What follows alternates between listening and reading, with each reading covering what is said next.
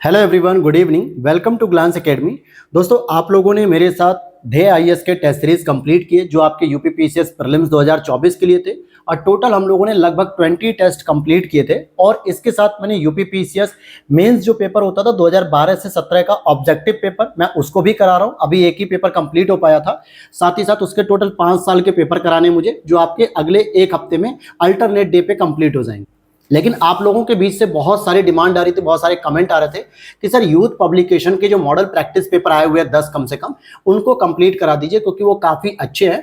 तो मैं काफ़ी दिन से इसका वेट कर रहा था, फिर मैंने इसको देखा, ऑब्जर्व किया और देखे इसके सारे क्वेश्चन। तो अप्रॉक्स मुझे 80 to 90% इसके क्वेश्चन काफ़ी अच्छे लगे, स्टैंडर्ड लगे, जो आपके यूपीपीसीएस में पूछे जाने की संभावना बनी रहती है। तो इसीलिए अब हम आज से इसको भी शुरू करेंगे। टोटल 10 मॉक टेस्ट रहेंगे आपके, जो हम लोग इसमें देखोगे कि जीएस का भी रहेगा और सीसेट का भी रहेगा। तो हम लोग जीएस भी कंप्लीट करेंगे और सीसेट भी कंप्लीट करेंगे। लेकिन इससे पहले मैं जीएस का कराने के साथ साथ आपको पीवाईक्यू जो सीसेट के वो भी कंप्लीट कराते चलूंगा, तब आपको मॉडल टेस्ट पेपर समझ में आएगा। लेकिन हम लोग अभी आज जो सॉल्व करेंगे वो आपका जीएस का पेपर रहेगा। आप यहाँ पे देख सकते हो यूथ कंपटीशन की है और ये आज हमारा रहेगा प्रैक्टिस सेट नंबर 1। तो चैनल पे पहली बार हो तो सब्सक्राइब कर लेना और वीडियो अच्छी लगेगी तो लाइक कर देना दोस्तों। साथ ही साथ इसकी पीडीएफ आपको मिल जाएगी, वीडियो के नीचे दिए गए टेलीग्राम चैनल को ज्वाइन कर लो, वहां पर इसकी वीडियो के बाद आपको जो पीडीएफ है वो भी आपको मिल जाएगी। तो यहाँ पर आप देखोगे पहला क्वेश्चन ही आपका कौटिल्य के बारे में पूछा जा रहा है।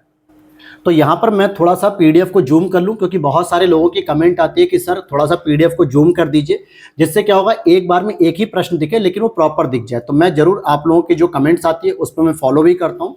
तो यहाँ पर पहला ही प्रश्न आप देखेंगे, आई थिंक अब आपको प्रॉपर दिख रहा होगा डिस्प्ले पे आपके। क्वेश्चन नंबर 1 है कि कौटिल्य के अर्थशास्त्र के अनुसार निम्नलिखित में से कौन सा कथन सही है। अब कौटिल्य ने क्या लिखी थी, एक अर्थशास्त्र पुस्तक लिखी थी। कौटिल्य के अन्य नाम अगर आपको पता होने चाहिए तो विष्णुगुप्त सबसे फेमस माना जाता है, चाणक्य भी है लेकिन विष्णुगुप्त, चाणक्य और कौटिल्य ये तीनों ही नाम इनके जाने जाते हैं। और ये जो अर्थशास्त्र की पुस्तक है ना, ये राजनीति शास्त्र पे लिखी गई पुस्तक है। इसमें कोई इकोनॉमिक थियरी या अर्थव्यवस्था की बात नहीं की गई, बल्कि मौर्य साम्राज्य में राजनीतिक व्यवस्था कैसे चलती थी या पड़ोसी देशों के साथ कैसे संबंध होते थे, इन पर एक पूरी पुस्तक डिटेल से लिखी गई है। तो पहला स्टेटमेंट है कि न्यायिक दंड के परिणाम स्वरूप कोई व्यक्ति दास हो सकता था। तो बिल्कुल, अगर किसी व्यक्ति को न्यायिक दंड के रूप में दास बनने की सजा मिली है तो वो भी पालन की जाएगी। तो पहला सही है। स्त्री दास अपने मालिक के संसर्ग से पुत्र जनन पर कानूनी तौर पर मुक्त हो जाती थी, यह भी बात सही है। संसर्ग का मतलब होता है कि अगर वो उसके साथ संबंध बनाती है अपने मालिक के साथ, जिसके यहाँ वो नौकर या दास के रूप में काम करती है, और उसके बाद जो अगर उससे बच्चे को जन्म होता है तो यहाँ पे स्त्री क्या होती है, अपनी दासता से मुक्त हो जाती है। और यदि स्त्री दास का मालिक उस स्त्री से पैदा हुए पुत्र का पिता हो, ठीक है, तो उस पुत्र को मालिक का पुत्र होने का कोई कानूनी हक मिलता था क्या? तो आप कहोगे कि हाँ, तो बिल्कुल उसे कानूनी हक मिल जाता था। तो यहां पर आप देखोगे कि तीनों ही स्टेटमेंट आपके सही हो जाएंगे।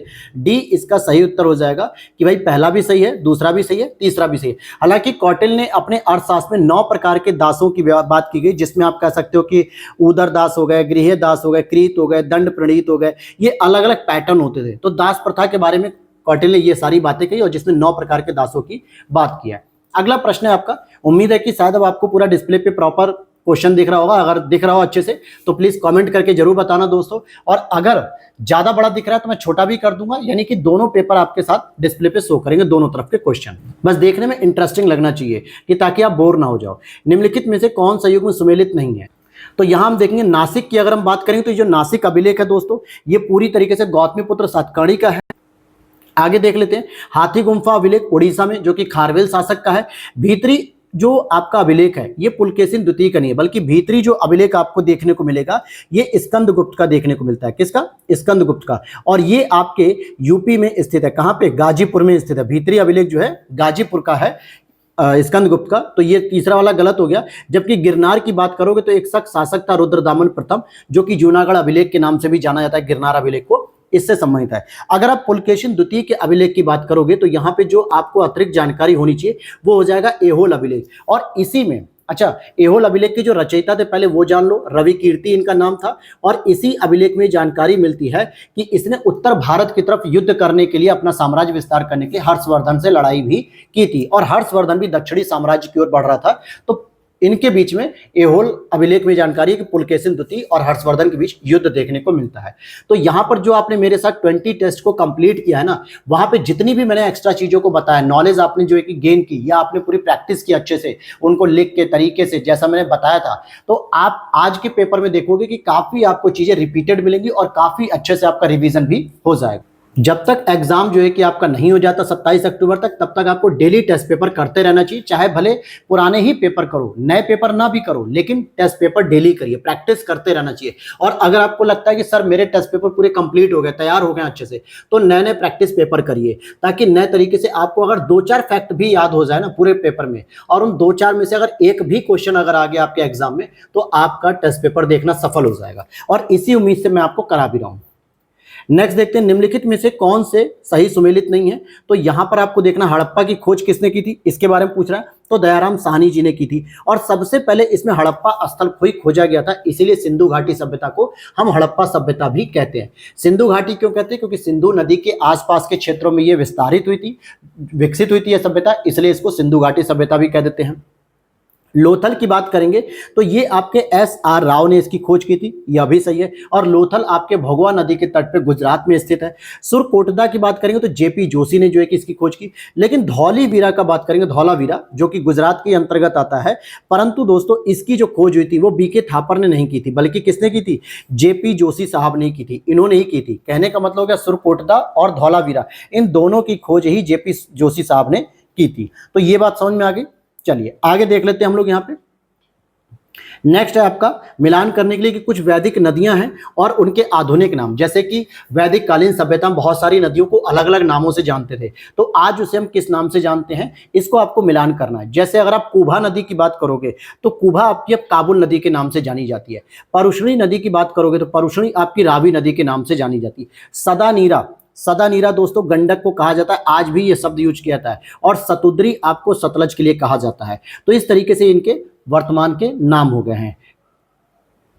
क्वेश्चन नंबर 5 को देखेंगे, निम्नलिखित में से कौन कौन से सिद्धांत जैन धर्म से संबंधित हैं। भाई कौन कौन से हैं, अब जैसे यहाँ पे अनेकांतवाद हो गया, शून्यवाद हो गया, सर्वास्तिवाद हो गया या स्यादवाद हो गया।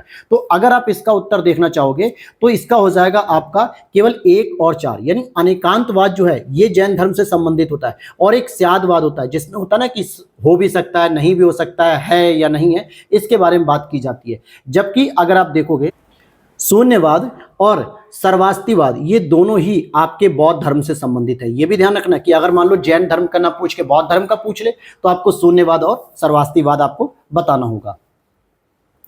क्वेश्चन नंबर हम 6 पे चलेंगे। देखिए यहाँ पे जो ये टेस्ट पेपर आप कर रहे हो ना, इसका मुख्य उद्देश्य है कि भाई आपका जितना भी अभी तक आपने टेस्ट पेपर किया है या जितना भी आपने घट्टा चक शॉर्ट नोट्स के रिवीजन को किया है या जो भी बुक आपने पढ़ी है, तो वहां से बस आप प्रैक्टिस कर पाओ, क्योंकि ये समय प्रैक्टिस का होता है रिवीजन के साथ साथ, नई चीजों को नहीं। महाजनपद और राजधानी की बात करेंगे। आपको पता है कि हमारे भारत के अंतर्गत 16 महाजनपद आते हैं, जिसमें हमने 8 महाजनपद यूपी में देखे, तो उनकी राजधानियां पूछी जा रही हैं। तो यहां देखोगे मत्स्य की अगर राजधानी पूछी जाए आपसे तो आपको क्या बताना होगा, मत्स्य की राजधानी आपको बतानी है विराटनगर। कहां पे, विराटनगर। कुरु की राजधानी अगर आप देखोगे तो ये हो जाएगा आपका मथुरा भी आ जाता है, सॉरी मथुरा नहीं, कुरु की हो जाएगी आपकी इंद्रप्रस्थ, ठीक है। सूरसेन की बात करेंगे तो इसकी राजधानी होती है मथुरा, और अस्मक की बात करेंगे तो इसकी राजधानी पोटन भी आ जाती है, कभी कभी आपकी पोटली भी आ जाती है, जो भी आपको दे देगा ऑप्शन में, ठीक है। तो ये अब यहां पर आपको कॉमेंट करना है कि यूपी के अंतर्गत जो मैंने 8 महाजनपद बताए हैं विद राजधानी आपको कमेंट सेक्शन में बताना है, और इससे क्या होगा आपका तैयार भी हो जाएगा कि कौन कौन से 8 है। एक बार अगर आप लिख देते हो ना, चाहे वीडियो में मत लिखो, कहीं नोट डाउन करो, कुछ भी करो, जो चीजें आप लिख लेते हो एक बार अपने दिमाग को रिकॉल करके, तो आपकी वो चीजें हमेशा के लिए तैयार हो जाती हैं। नेक्स्ट है 7 नंबर पे कि भारत के इतिहास के संदर्भ निम्नलिखित युग्मों पर विचार कीजिए। जैसे शब्द दिया हुआ है और उसके विवरण, इन शब्दों से क्या मिलता है। जैसे एरीपत्ती की बात करते हैं अगर हम, तो एरीपत्ती भूमि जिससे मिलने वाला राजस्व अलग से ग्राम जलाशय के रखरखाव के लिए निर्धारित किया जाता था। बिल्कुल, कि ये जो भूमि होती थी एरीपत्ती नाम की, इससे जो भी राजस्व मिलेगा ये अलग से जो है कि ग्राम जलाशय के रखरखाव के लिए हम इस पे कर दिया जाता था। जो गांव में नदी हो गई, या नदी तो नहीं होगी, झील हो गई, तालाब हो गई, इन सब का संरक्षण करने के लिए। तन्यूर की बात करेंगे तो यहां पर पूछा रहा है कि एक अकेले ब्राह्मण अथवा एक ब्राह्मण समूह को दान दिए गए ग्राम थे, तो बिल्कुल नहीं, ये अलग होता था। तनयूर जो होता था दोस्तों, जब बड़े बड़े शहर या गांव अलग होके यानी ग्राम का समूह बन जाते थे, कुर्रम बन जाते थे, तब उनको तनयूर भी कहा जाता था। घटिका की बात करेंगे तो प्रायः मंदिरों के साथ संबद्ध जो विद्यालय होते थे, जिसमें मंदिर की शिक्षा भी दी जाती थी और विद्यालय में भी पढ़ाया जाता था, गुरुकुल जैसी परंपरा, तो ये सही है। तो 1 और 3 सही है, अर्थात डी ऑप्शन सी हो जाएगा। अगर मैं इन तीनों शब्दों की बात करूं दोस्तों, एरीपत्ती, तनयूर, घटिका, तो ये तीनों ही शब्द आपके चोल कालीन है, यानी कि चोल परंपरा से संबंधित है, चोल साम्राज्य में ये शब्द प्रयोग किए जाते थे। नेक्स्ट है आपका राजवंश, जो कन्नौज पर आधिपत्य स्थापित करने के लिए त्रिकोणीय संघर्ष में उलझे हुए थे। तो कौन कौन इसमें शामिल था? गुर्जर प्रतिहार देखोगे आप, पाल वंश देखोगे और राष्ट्रकूट वंश देखोगे। इसमें चोल वंश इसमें शामिल नहीं था। 2, 3, 4, अच्छा 2, 3, 4 ये हो गया आपका सी ऑप्शन। लेकिन अगर आपसे पूछा जाए कि इस त्रिपक्षीय संघर्ष में अंतिम रूप से विजय किसको प्राप्त हुई, तो गुर्जर प्रतिहार इसमें क्या होते हैं? विनिंग हो जाते हैं, यानी कि विन कंडीशन में आते हैं, ये जीत जाते हैं, इनके अधीन ये कन्नौज आ जाता है। आगे देखते हैं, यहाँ पे कुछ दार्शनिक है और इनके दर्शन है। ये प्रश्न कई बार पूछे जाते हैं। अगर इनकी जो भी 6-7 लोगों की जो श्रेणियां हैं, एक जगह कॉपी में नोट डाउन करके अपने स्टडी टेबल पे चिपका लो या वॉल पे चिपका लो, क्योंकि यहां से हर साल एक प्रश्न आता है घुमा फिरा के। रामानुज की बात करेंगे तो ये किससे संबंधित हो जाएंगे? ये आपका विशिष्टाद्वैतवाद से संबंधित हो जाएंगे। माधवाचार्य की बात करेंगे तो द्वैत से संबंधित हो जाते हैं। निम्बार्क की बात करेंगे तो द्वैताद्वैत से हो जाएंगे, और वल्लभाचार्य की बात करेंगे तो शुद्धाद्वैत से हो जाएंगे। इसलिए आपका ए ऑप्शन यहाँ पे करेक्ट हो जाएगा। क्वेश्चन नंबर 2 को अगर हम देखते हैं, औरंगजेब के शासनकाल की निम्नलिखित घटनाओं पर विचार कीजिए और उनको काल क्रमानुसार व्यवस्थित करिए। अब सबसे पहले आपको देखना है कि देवराई की लड़ाई, बनारस के पास सूजा की पराजय, सामूगढ़ की लड़ाई, धर्मत में विजय। अब आपको याद आ रहा होगा कि सर ये जो हमने लड़ाई पढ़ी थी, ये मुख्य रूप से उत्तराधिकार युद्ध के लिए थी, जिसमें उन्होंने अपने बड़े भाई दारा सिंह से भी, दारा सिको भी कहते हैं, ठीक है, उनसे जो है कि बहुत सारी युद्ध लड़े थे। फाइनली औरंगजेब जीतता है। तो इसी से संबंधित ये प्रश्न का उत्तर आपको देना है। तो चलिए इसके उत्तर को अगर हम देखते हैं, देखिए यहां पर क्या पूछ रहा है कि काल क्रमानुसार। तो सबसे पहले आपको पता होना चाहिए बनारस के पास सूजा की जो पराजय हुई थी या जो युद्ध हुआ था, ये आपका सिंपली हुआ था फरवरी 1658 में। देवराई की लड़ाई को अगर आप देखोगे तो देवराई की लड़ाई आपकी हो जाएगी अप्रैल 1959 में, सॉरी 1659 में, ठीक है। सामूगढ़ की लड़ाई की बात करेंगे तो ये भी आपकी होती है 58 में, लेकिन ये मई 1658 में होती है। धर्मत की युद्ध की बात करेंगे तो ये भी 58 में होती है, लेकिन ये आपकी अप्रैल 1658 में होती है। तो आप देखोगे अप्रैल से लेके फरवरी, अप्रैल, मई, इन 3 युद्ध 1658 में हुए, जबकि देवराई का युद्ध जो था वो अंतिम युद्ध था, जिसमें औरंगजेब जीत जाता है और दारा सिकों को बंदी बना लेता है। तो ये 1659 था। तो इस आधार पे अगर आप देखोगे तो डी ऑप्शन से होगा 2, 4, 3, 1। तो इस तरीके से आपने मंथ वाइज इसको करेक्ट कर लिया। क्वेश्चन नंबर 11 है, शासक और अधिकारी और उनके जो कबीले होते थे।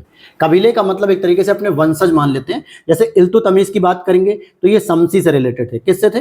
ये शमसी से थे। लेकिन बलबन जब शासक बनता है, जब गद्दी पर बैठता है, तो उसने अफरासियाब वंश का जो है कि अपने आप को बताने का प्रयास किया, जो इलबारी तुर्क था। क्या था? इलबारी तुर्क था। जमालुद्दीन याकूत की बात करें तो याकूत कौन था? हब्सी था। और मंगू की बात करेंगे तो मंगू अपने आप को मंगोल बताएगा, ठीक है। तो ये ए ऑप्शन यहाँ पे सही हो जाएगा।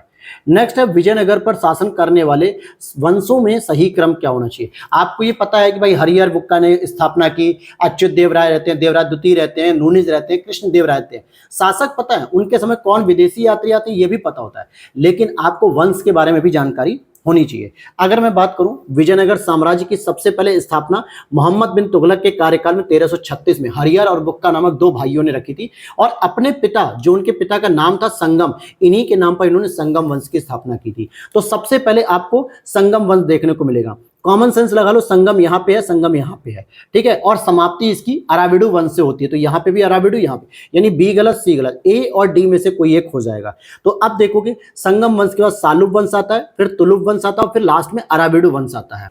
अब यहाँ पर डी ऑप्शन तो सही हो गया, लेकिन आपके लिए भी मैं एक प्रश्न आपको छोड़ के देता हूँ, ठीक है, क्योंकि आपको भी आप प्रैक्टिस करनी है, किस प्रकार के प्रश्न जो बनते हैं वो भी याद होना चाहिए। कृष्णदेव राय, ठीक है, जिसने अमुक्त माल्य जैसी पुस्तकों की रचना की थी, और ये आपको बताना है कि ये किस वंश से संबंधित है। मैं हिंट देता हूं कि या सालुब या तुलुब, इन दो में से किसी एक वंश में से ये था। अब मैंने हिंट भी दे दिया, अब आपको ऑप्शन में कमेंट करके बता देना है। नेक्स्ट अगर हम देखते हैं, दक्कन की बहमनी स्थापत्य कला अपनी विशिष्ट मौलिकता और स्वतंत्र शैली के लिए प्रतिष्ठित है। बहमनी स्थापत्य कला के बारे में आप क्या क्या चीजें जानते हो, ये आपको बताना है कि कौन सा कथन सही है। इसने अपने तत्व दिल्ली सल्तनत की स्थापत्य शैलियों और सुदूर फारस की स्थापत्य शैलियों से प्राप्त किए। अर्थात कि जो बहमनी साम्राज्य जो कि हसन गंगू के नेतृत्व में स्थापित हुआ था, इसने जो भी स्थापत्य कला का निर्माण किया, जो भी स्ट्रक्चर वगैरह बनाए, क्या उसमें दिल्ली सल्तनत और सुदूर फारस की स्थापत्य शैली का जो है कि मिश्रण देखने को मिलता है? तो जी हाँ, बिल्कुल मिलता है। ये बात स्टेटमेंट बिल्कुल सही है। दूसरा, बहमनी द्वारा या बहमनियों द्वारा निर्मित किले निस्संदेह यूरोप के उसी काल के किन्हीं किलों से काफी बढ़कर महानतम स्मारक थे। तो ऐसी बात नहीं है दोस्तों, अगर देखा जाए तो इसके बारे में कोई विशेष जानकारी नहीं मिलती, इसलिए दूसरा स्टेटमेंट में हम क्लैरिफाई नहीं कर पाएंगे। लेकिन बहमनी स्थापत्य कला में हिंदू और इस्लामी दोनों ही शैलियों का सामंजस्यपूर्ण मिश्रण प्रतिबिंबित होता था। तो यह बात बिल्कुल सही है। हसन गंगू ने क्या किया था, या पूरे बहमनी साम्राज्य के जो भी शासक होते थे, उन्होंने हिंदू और इस्लाम दोनों पद्धतियों को शामिल किया था। तो 1 और 3 सही हो जाएगा, अर्थात सी ऑप्शन इज करेक्ट हो जाएगा आपका। क्या हो जाएगा? 1 और 3, सी ऑप्शन करेक्ट होगा। नेक्स्ट अगर हम बात करते हैं, यहां पर देखिए प्रश्न दूसरे साइड में भी है, तो देख लेते हैं। सगुण भक्ति परंपराओं के संबंध में निम्नलिखित में से कौन सा कथन सही है? सगुण भक्ति के बारे में बात करा है, तो सबसे पहले तो आपको यह पता होना चाहिए कि सगुण किसे कहते हैं। आपने 2 परंपराएं सुनी होगी, निर्गुण, ठीक है, और दूसरा होता है सगुण। अगर यहां पे आप गुण और दोष मत ढूंढना। निर्गुण का मतलब होता है निराकार, जिसका कोई आकार नहीं होता, हाथ पैर नाक मुंह कान कुछ भी नहीं होता। लेकिन सगुण की बात करें तो इसको एक कल्पना के तौर पे हम मान लेते हैं कि इसकी भी आकृति कोई ना कोई मानवीय रूप में होगी। जैसे आज हम भगवान भोलेनाथ की मूर्ति को देखते हैं तो उनके पास गर्दन है, फेस है, हाथ है, गला है, हर चीज है। भगवान श्री गणेश को देखते हैं तो उनके हाथी की सूंड का पूरा सिर लगा हुआ, पेट है, उदर है, हाथ पैर मुंह सब है। माता देवी को देखते हैं तो उनके पास भी पूरे शरीर की स्ट्रक्चर है। अर्थात हम अपने आराध्य को, देवी देवताओं को सगुण रूप में मानने लगते हैं। तो यही सगुण परंपरा है। अब जरा इसके बारे में बात करते हैं। सगुण भक्ति परंपराएं विशिष्ट देवताओं जैसे कि विष्णु या उसके अवतारों की आराधना पर केंद्रित है क्या? तो अगर आप देखोगे इसके बारे में, पहला स्टेटमेंट ये हो गया। दूसरा अगर देखेंगे, सगुण भक्ति परंपराओं में देवी देवताओं की अवधारणा मानवाकृति यानी कि मानव स्वरूप में की गई है या की जाती है। तो बिल्कुल दोनों ही स्टेटमेंट आपके दोस्तों सही हो गए, क्योंकि हम इसे मानव स्वरूप के रूप में प्रदर्शित करते हैं। आपके घर में जितनी भी फोटोज हैं, जितने भी भगवान है देवी देवताओं की फोटोज, वो किसी न किसी रूप में जो है कि स्ट्रक्चर दिखाई जा रहा है। भगवान श्री राम का हो, अभी भगवान श्री राम की लला की जो है कि मूर्ति स्थापित की गई, एक बाल रूप दिखाया गया, अर्थात ह्यूमन बॉडी स्ट्रक्चर बनाया गया है। नेक्स्ट है, निम्नलिखित युग्मों में से कौन से गलत युग्म है उनको पहचान कर लो भैया। अगर आप चिश्ती की बात करोगे तो क्या इनका विस्तार मुख्य रूप से दिल्ली और दोआब के क्षेत्र में था? दोआब मतलब जो गंगा यमुना का दोआब होता है, बिल्कुल, क्योंकि दो आब, अगर इस शब्द को आप नहीं जानते तो सुन लो। दो आब का मतलब होता है पानी, ठीक है, आब का मतलब होता है पानी, और दो का मतलब होता है जहां पे 2 धाराएं आपस में मिलती हैं। तो सामान्यतः गंगा यमुना की जो 2 धाराएं हैं, इनके बीच में जितना भी यूपी एमपी बिहार का क्षेत्रफल जो डेवलप हुआ, उत्तराखंड वगैरह, इसी को हम दोआब कह देते हैं। क्या कहते हैं? दोआब कहते हैं। चलिए, तो चिश्ती जो संप्रदाय ये मुख्य रूप से इसी में विकसित हुआ। सोहरावर्दी की बात करेंगे तो मुख्य रूप से सिंध की तरफ। लेकिन औलिया की बात करेंगे, अगर आप औलिया संप्रदाय की बात करोगे तो ये यहां से नहीं है दोस्तों, ये आपके दिल्ली से हो जाएंगे। किससे हो जाएंगे? दिल्ली से, मध्य प्रदेश से नहीं। और फिरदौसी की बात करें तो बिहार हो जाएगा। तो इस तरीके से सी वाला स्टेटमेंट आपका गलत हो जाएगा। क्वेश्चन नंबर हम 16 को देखेंगे कि यहाँ पे कुछ लेखक हैं और उनकी जो कृतियां हैं उनको हमें मिलान करना। जैसे अगर आप देखोगे, अगर पहला है हकीक ए हिंदी, हकीक ए हिंदी की बात करेंगे तो ये जो रचना है आपको देखने को मिलेगी अब्दुल वहीद बिलग्रामी की देखने को मिल जाएगी।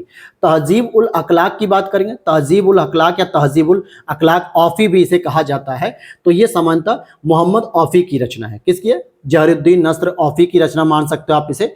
फिर अगर हम कुजुल तिंजार की बात करें, कुंजुल तिंजार की, तो ये बैलक अल कबायाबी है। और जमाविल हिकायात, इतनी का तो कठिन मुझे नहीं लगता दोस्तों कि इतना कठिन जो है कि ये पूछा जाएगा। चलो इसे दोबारा बताता हूं मैं, ठीक है। हकीक हिंदी की बात करेंगे तो ये हो जाएगा अब्दुल वहीद बिलग्रामी की।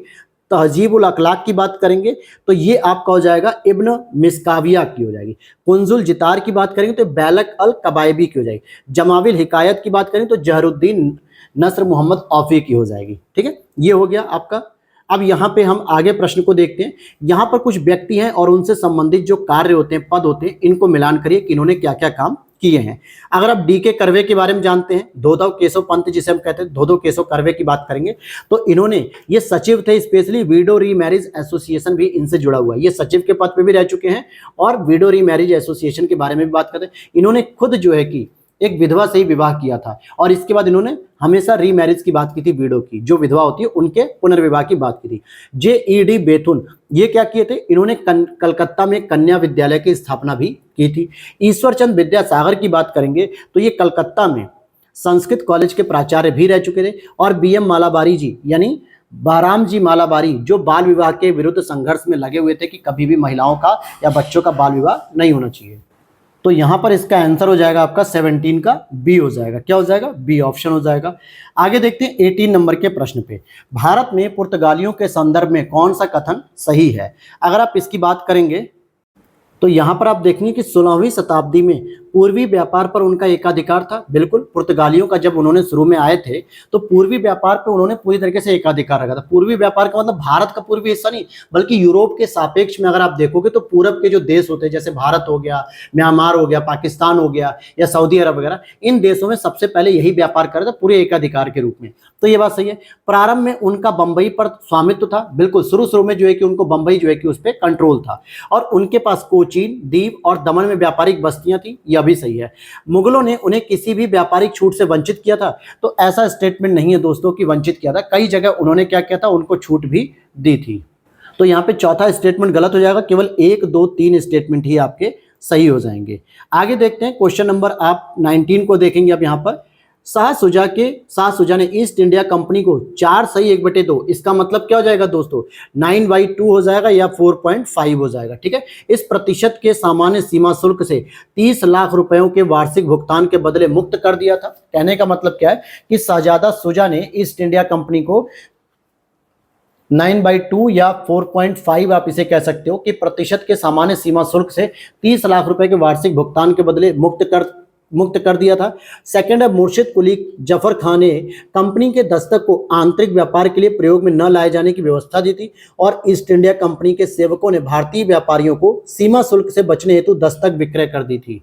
तो यहां पर देखो दोस्तों, सेकंड स्टेटमेंट बिल्कुल सही है, थर्ड स्टेटमेंट सही है, बल्कि पहला स्टेटमेंट क्यों गलत है पहले ये समझना है। क्योंकि अगर आप देखोगे तो बंगाल में सर्वप्रथम जो अंग्रेजों को व्यापारिक छूट देने के लिए 1651 में, कब बात हो रही है, 1651 में, जो बंगाल के उसमें सूबेदार थे शहजादा सुजा कह दो या शाह सुजा भी कह सकते हो, इन्होंने एक फरमान जारी किया कि कंपनी को 3,000 रुपए के बदले, 3,000 रुपए के बदले एक फरमान जारी किया कि बंगाल, बिहार, उड़ीसा में आप मुक्त व्यापार करने का विशेषाधिकार प्रदान कर दिया गया। मुक्त व्यापार यानी कि कोई उसमें टैक्स वगैरह नहीं है। और यहाँ क्या कह रहा है, 30 लाख रुपए। तो ये धनराशि ही गलत है, बाकी सब सही है।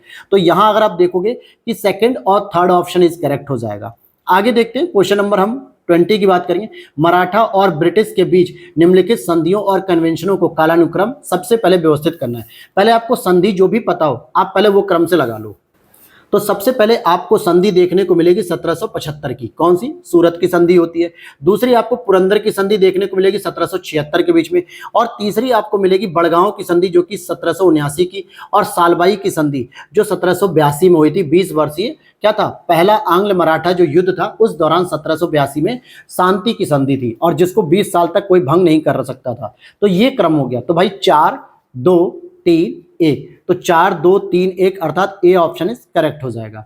आगे देखते हैं, भारत में उपनिवेशी शासन के संदर्भ में 1883 का इल्बर्ट बिल का क्या उद्देश्य था। तो अगर आप इसके उद्देश्य की बात करोगे तो जहां तक अदालतों की दांडिक अधिकारिता का संबंध था, भारतीय तथा यूरोपीय लोगों को बराबरी पर लाना था। सिंपल भाषा में कहें तो लॉर्ड रिपन के द्वारा यह प्रस्तुत किया गया था और इस पे उन्होंने अयोग्यता हटाते हुए यह कहा कि भारतीय मजिस्ट्रेट या भारतीय न्यायाधीश भी अब यूरोपियों का मुकदमा सुन सकेंगे। लेकिन यूरोपीय लोगों को यह बिल्कुल पसंद नहीं आया, अंग्रेजों लोगों को यह बिल्कुल पसंद नहीं आया कि भारतीय जो कि असभ्य हैं, जो कि बिल्कुल अनपढ़ गंवार हैं, वो हमारा मामला कैसे सुन सकते हैं। तो इसीलिए इन्होंने इसका विरोध किया और इसको एक तरीके से श्वेत विद्रोह भी कहा जाता है। क्या कहता है, श्वेत विद्रोह भी कहा जाता है। हालांकि दबाव में आके लॉर्ड रिपन ने इस 1883 के इल्बर्ट बिल को वापस ले लिया था, ये पारित नहीं हो पाया था। तो ये स्टेटमेंट था। नेक्स्ट अगर हम देखते हैं क्वेश्चन नंबर 23 को अगर हम देखेंगे तो क्या क्या है, क्वेश्चन नंबर 22 को देखेंगे तो यहां पे जोनाथन डंकन किससे समझता है, इन्होंने बनारस का एक स्थायी बंदोबस्त यहाँ पे लागू किया। हालांकि बनारस में इन्होंने सबसे पहले संस्कृत कॉलेज की भी स्थापना की थी। थॉमस मुनरो की बात करेंगे, थॉमस मुनरो की, तो ये रैयतवाड़ी बंदोबस्त से संबंधित है। कॉर्नवालिस की बात करेंगे तो ये बंगाल का स्थायी बंदोबस्त लेकर आते हैं 1793 ईस्वी में। और हॉल्ट मैकेंजी की बात करेंगे तो ये महालवाड़ी व्यवस्था लेकर आते हैं। ठीक है, रैयत मतलब क्या होता है दोस्तों? रैयत का मतलब होता है किसान। क्या होता है? किसान। और ये रैयतवाड़ी व्यवस्था पूरे भारत, ब्रिटिश भारत के 51% क्षेत्रफल पे व्यवस्थित थी। स्थायी बंदोबस्त की बात करें तो 19% पे थी। और इसके बाद जो महालवाड़ी थी ये पूरे ब्रिटिश भारत पे 30% के हिस्से पर थी। तो यहां पर अब आप देखोगे 22 का आंसर तो हो गया ए ऑप्शन, जो कि मैंने आपको क्लियर बता दिया। 23 की बात कर लेते हैं। यहां पर पूछा रहा है कौन सा सही सुमेलित नहीं है। वीडी सावरकर जी के बारे में पूछा है, तो वीडी सावरकर ने क्या लिखा था अगर आपको पता हो तो? The Indian war of independence 1857 नाम से एक पुस्तक लिखी थी। बिल्कुल सही है। आरसी मजूमदार जी ने क्या लिखा था? भाई आरसी मजूमदार जी की अगर आप बात करोगे तो इन्होंने द सिपाही म्यूनिटी एंड रिवॉल्ट ऑफ 1857, जिसमें इन्होंने कहा था कि ना तो ये पहला स्वतंत्रता संघर्ष था या स्वाधीनता का था, कुछ भी नहीं था, नहीं तो ये राष्ट्रीय भी नहीं था, ये सब चीज। लेकिन राधा कमल मुखर्जी जी की बात करोगे, अवध इन रिवॉल्ट 1857 टू 58, ये पुस्तक दोस्तों इनकी नहीं है। ये पुस्तक राधा कमल मुखर्जी जी की नहीं है, बल्कि ये पुस्तक आपके रुद्रांशु जी की है। किसकी है? रुद्रांशु, रुद्रांशु मुखर्जी, ये इनका पूरा नाम है। ठीक है, रुद्रांशु मुखर्जी ने इस पुस्तक को लिखा था, न कि राधा कमल मुखर्जी। और एस बी चौधरी ने द इंडियन म्यूटिनीज यानी 1857 टू 59 ये इन्होंने लिखा था। तो यहां पर ये चीज समझ में आ गई। चलिए अब आगे बात करेंगे। ये पुस्तक भी मतलब ये पूछा जाता है कई बार एग्जाम में। क्वेश्चन नंबर हमारा 24 रहेगा दोस्तों कि 1857 में प्रथम स्वतंत्रता संग्राम ब्रिटिश सरकार से स्वतंत्रता प्राप्त करने में असफल रहा। बिल्कुल, क्योंकि आजादी तो हमें मिली नहीं थी।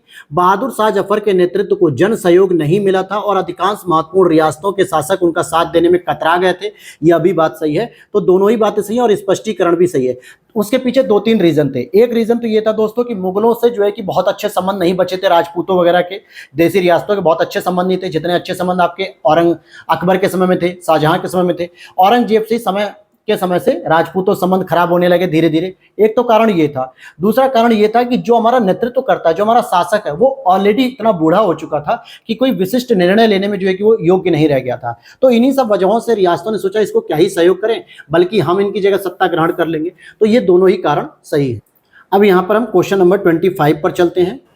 तो क्वेश्चन नंबर 25 को देख लेते हैं। प्रार्थना समाज के बारे में कौन सा कथन जो है कि यहाँ पर सही है? क्या इसका उद्देश्य हिंदू समाज में सुधार करना था? यह महाराष्ट्र समय था? इसका विश्वास एकेश्वरवाद था? इसने ब्रह्म समाज को बहुत प्रभावित किया था? अब दोनों ही बातें आपसे पूछी जा रही हैं। तो अगर आप देखोगे 1, 2, 3 तो सही है, लेकिन 4th नंबर का स्टेटमेंट गलत होगा, क्योंकि प्रार्थना समाज की दोस्तों स्थापना ही बहुत लेट हो रही है। लगभग किया जा रहा है 1867 में, और ब्रह्म समाज जो कि 1828 में ये राजा राम मोहन राय जी ने किया था। फिर आगे चल के भारतीय ब्रह्म समाज, आदि ब्रह्म समाज तमाम धाराओं में टूट गया था। तो ये उसको प्रभावित तो नहीं कर पाएगा। तो इसीलिए चौथा तो गलत हो गया। लेकिन अगर आप प्रार्थना समाज के संस्थापकों के बारे में बात करोगे तो इसकी स्थापना मुख्य रूप से आत्माराम पांडुरंग ने की थी। किसने की थी? आत्माराम पांडुरंग ने की थी। लेकिन 1869 में इसमें एक महत्वपूर्ण कैंडिडेट इससे ज्वाइन हो जाते हैं, जिसका नाम होता है एमजी रानाडे साहब। क्या होता है? एमजी रानाडे साहब, महादेव गोविंद रानाडे। तो इसलिए इसका आंसर हो गया सी ऑप्शन।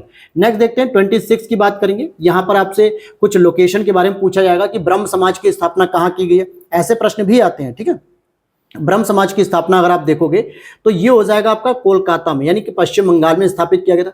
मानव धर्म सभा की बात करेंगे तो सूरत हो जाएगा। आर्य समाज की बात करेंगे तो मुंबई हो जाएगा। नदवा उल उलमा की बात करेंगे या नदवा उल ताम की, तो ये लखनऊ में स्थित हो जाएगा। तो डी ऑप्शन इज करेक्ट हो जाएगा। अब अगर हम इसकी स्थापना की बात भी कर लें तो ब्रह्म समाज आपके 1828 में देखने को मिलेगा। ठीक है, मानव धर्म सभा की बात करेंगे तो 1844। ठीक है, कब देखने को मिलेगा? 1844 में स्टैब्लिश किया गया सूरत में। आर्य समाज आपको पता है दयानंद सरस्वती 1875 में, और नदमा उल की जो स्थापना है उलमा की, ये लखनऊ में की गई थी। नेक्स्ट है 27 को, नीचे कथन और कारक दिए गए, उसे पढ़िए। बंगाल की एशियाटिक सोसाइटी की स्थापना वॉरेन हेस्टिंग्स के काल में हुई थी। बिल्कुल सही बात है, क्योंकि 1781 में हुई थी और उस समय वॉरेन हेस्टिंग्स का कार्यकाल भी था। उसने सर विलियम जोन्स के पक्ष में उक्त विद्वत संस्था की अध्यक्षता का प्रस्ताव अस्वीकार कर दिया। बिल्कुल सही। वॉरेन हेस्टिंग्स स्वयं एक उद्भट विद्वान था, प्राच्य विद्या का प्रखर समर्थक था, जो संस्कृत, फारसी और अरबी के अध्ययन को प्रोत्साहित करता था। दोनों ही बातें सही है, लेकिन उसने जोनाथन विलियम जोन्स के रेस्पेक्ट में, सम्मान में इसकी अध्यक्षता पद को छोड़ दिया। तो ए ऑप्शन यहाँ पे करेक्ट हो जाएगा। लेकिन यहाँ पे देखना दोस्तों कि ये क्या है ना, यहाँ पे विलियम जोन्स और वॉरेन हेस्टिंग्स के आपसी संबंध को बता रहा है, लेकिन यहाँ पे केवल वॉरेन हेस्टिंग्स की योग्यता के बारे में बात कर रहा है। तो यहाँ पे हम कह सकते हैं कि व्याख्या एक दूसरे की नहीं कर रहे हैं, लेकिन स्टेटमेंट दोनों ही सही है। आगे देखते हैं 28 नंबर के प्रश्न को। अब यहाँ पे मुझे लगता है इसमें पूरा मॉडर्न हिस्ट्री है क्या, और लगभग ये सारे प्रश्न आपने मेरे साथ प्रैक्टिस कर लिया है। इंडिया लीग, भैया इंडिया लीग की बात हो रही है, तो इंडिया लीग को किसने स्थापित किया था ये पता होना चाहिए। तो ये सुशील कुमार घोष ने की थी। कब की थी? 1875 में इसकी स्थापना की गई थी। इंडियन एसोसिएशन, ये अगर आपको पता होना चाहिए, इंडियन एसोसिएशन हो जाएगा आपका आनंद मोहन बोस, ठीक है, आनंद मोहन बोस। भारतीय राष्ट्रीय उदार संघ की बात अगर हम करें तो यहां पर इसका भी स्थापना सुरेंद्रनाथ बनर्जी ने किया था, और यूनाइटेड इंडिया पैट्रियोटिक एसोसिएशन की स्थापना सैयद अहमद खान ने की थी। अब यहां पे गलती क्या आपको लगेगी, इंडिया लीग तो देखो 1875 में गठित की गई थी शिशिर कुमार घोष ने, लेकिन इंडियन एसोसिएशन जो कि 1876 में गठित की गई थी, और इसको कांग्रेस की पूर्ववर्ती संस्था माना जाता है। इसमें एसएन बोस यानी कि आनंद मोहन बोस और सुरेंद्रनाथ बनर्जी ये दोनों ही शामिल होते हैं, परंतु इसमें एक सी ऑप्शन भी दिया गया जिससे एसएन बनर्जी साहब जुड़े हुए हैं, इसीलिए यहाँ पे आनंद मोहन बोस को ही ले लिया गया। यूनाइटेड इंडिया पैट्रियोटिक एसोसिएशन की बात करें जो कि 1888 में स्टैब्लिश किया गया था कांग्रेस के विरोध करने के लिए। सर सैयद अहमद खान थे, प्लस इसके साथ बनारस के एक राजा थे जिनका नाम था शिव प्रसाद गुप्त। क्या नाम था? शिव प्रसाद गुप्त। ये भी इससे संबंधित थे। ठीक, तो ये हो गया आपका डी ऑप्शन। क्वेश्चन नंबर 29 को देखेंगे। निम्नलिखित कथनों पर विचार कीजिए। भारतीय राष्ट्रीय कांग्रेस का प्रथम अधिवेशन कलकत्ता में हुआ था क्या? कलकत्ता में तो भैया हमने नहीं सुना था, हमने तो सुना था बंबई में हुआ था, वो गोकुलदास तेजपाल संस्कृत विद्यालय में, जो कि पहले पुणे में होना था, लेकिन प्लेग फैलने की वजह से मुंबई शिफ्ट हुआ, तो पहला तो गलत।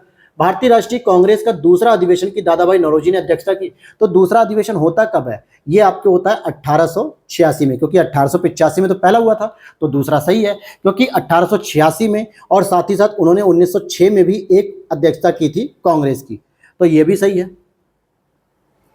आगे देखते हैं अगर हम भारतीय राष्ट्रीय कांग्रेस और मुस्लिम लीग, क्या पढ़ेंगे? भारतीय राष्ट्रीय कांग्रेस तथा मुस्लिम लीग दोनों ने लखनऊ में 1916 में इस अधिवेशन किया और लखनऊ समझौता संपन्न किया, तो थर्ड भी सही है और सेकंड भी सही है। हालांकि लखनऊ अधिवेशन की यहाँ पे जो अध्यक्षता कर रहे थे वो कौन कर रहे थे? एसी मजूमदार साहब कर रहे थे, अंबिका चरण मजूमदार जी कर रहे थे। तो ये आपका क्या हो गया? 2 और 3 सही है, यानी सी ऑप्शन इज करेक्ट हो जाएगा। अब यहां पर आगे चलते हैं, क्वेश्चन नंबर 30 की बात करेंगे। निम्नलिखित कथनों पर विचार कीजिए और तथा क्रमानुसार जैसे संविधान में उल्लिखित किया गया व्यवस्थित करिए। तो भाई कैसे व्यवस्थित करोगे? सबसे पहले हम किसकी बात करेंगे? संघ और उसका राज्य क्षेत्र, भाग 1 में आता है। फिर उसका दूसरा आता है भाग 2 में मौलिक कर्तव्य, इसको हम सेकंड नंबर पे करेंगे।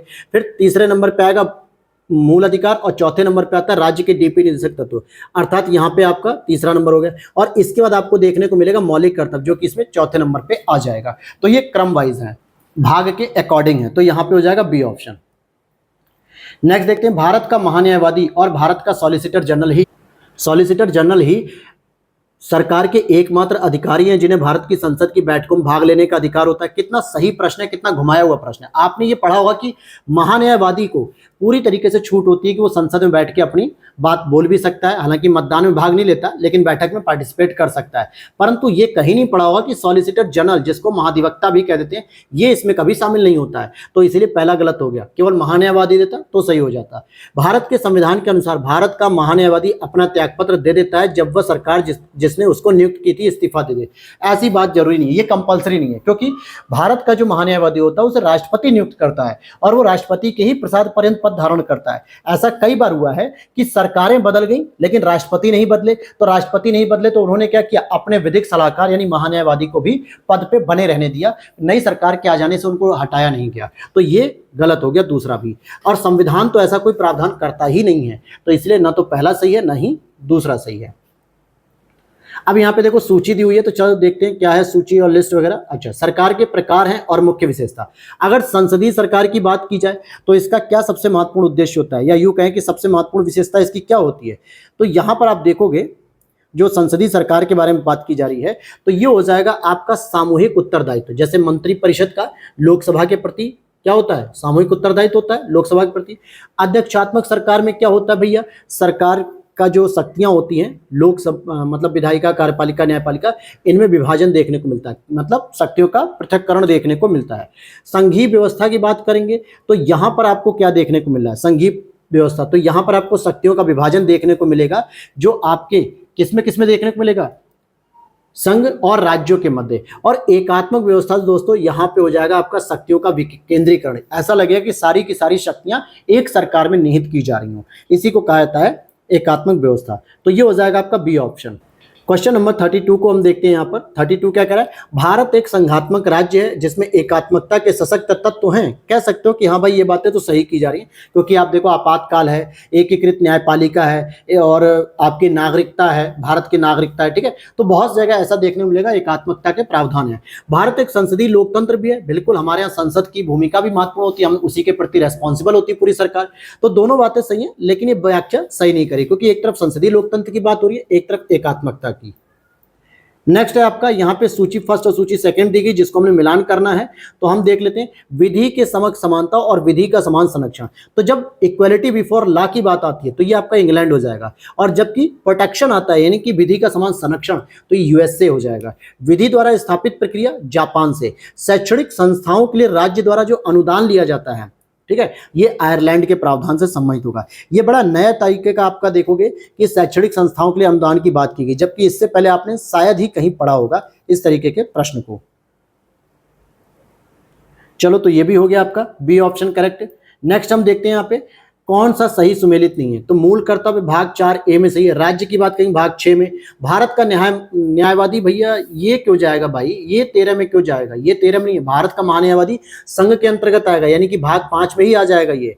और संघ तथा राज्यों के अधीन सेवाएं ये भाग 14 में आती है, बिल्कुल, क्योंकि लोक सेवा और राज्य लोक सेवा ये सब इसी में आती है। तो सी वाला गलत हो जाएगा। यहां पर अब आपसे प्रश्न पूछा जा रहा है कि निम्नलिखित में से कौन सा सही सुमेलित नहीं है। अगर आप सही सुमेलित की बात करोगे तो अस्पृश्यता का अंत भैया आर्टिकल 17 में कहा गया है। पिछड़े हुए नागरिकों के किसी वर्ग के पक्ष में नियुक्तियों या पदों में आरक्षण की बात की जाए तो 16(4) में कहा गया, आर्टिकल नंबर 16(4) में कहा गया है।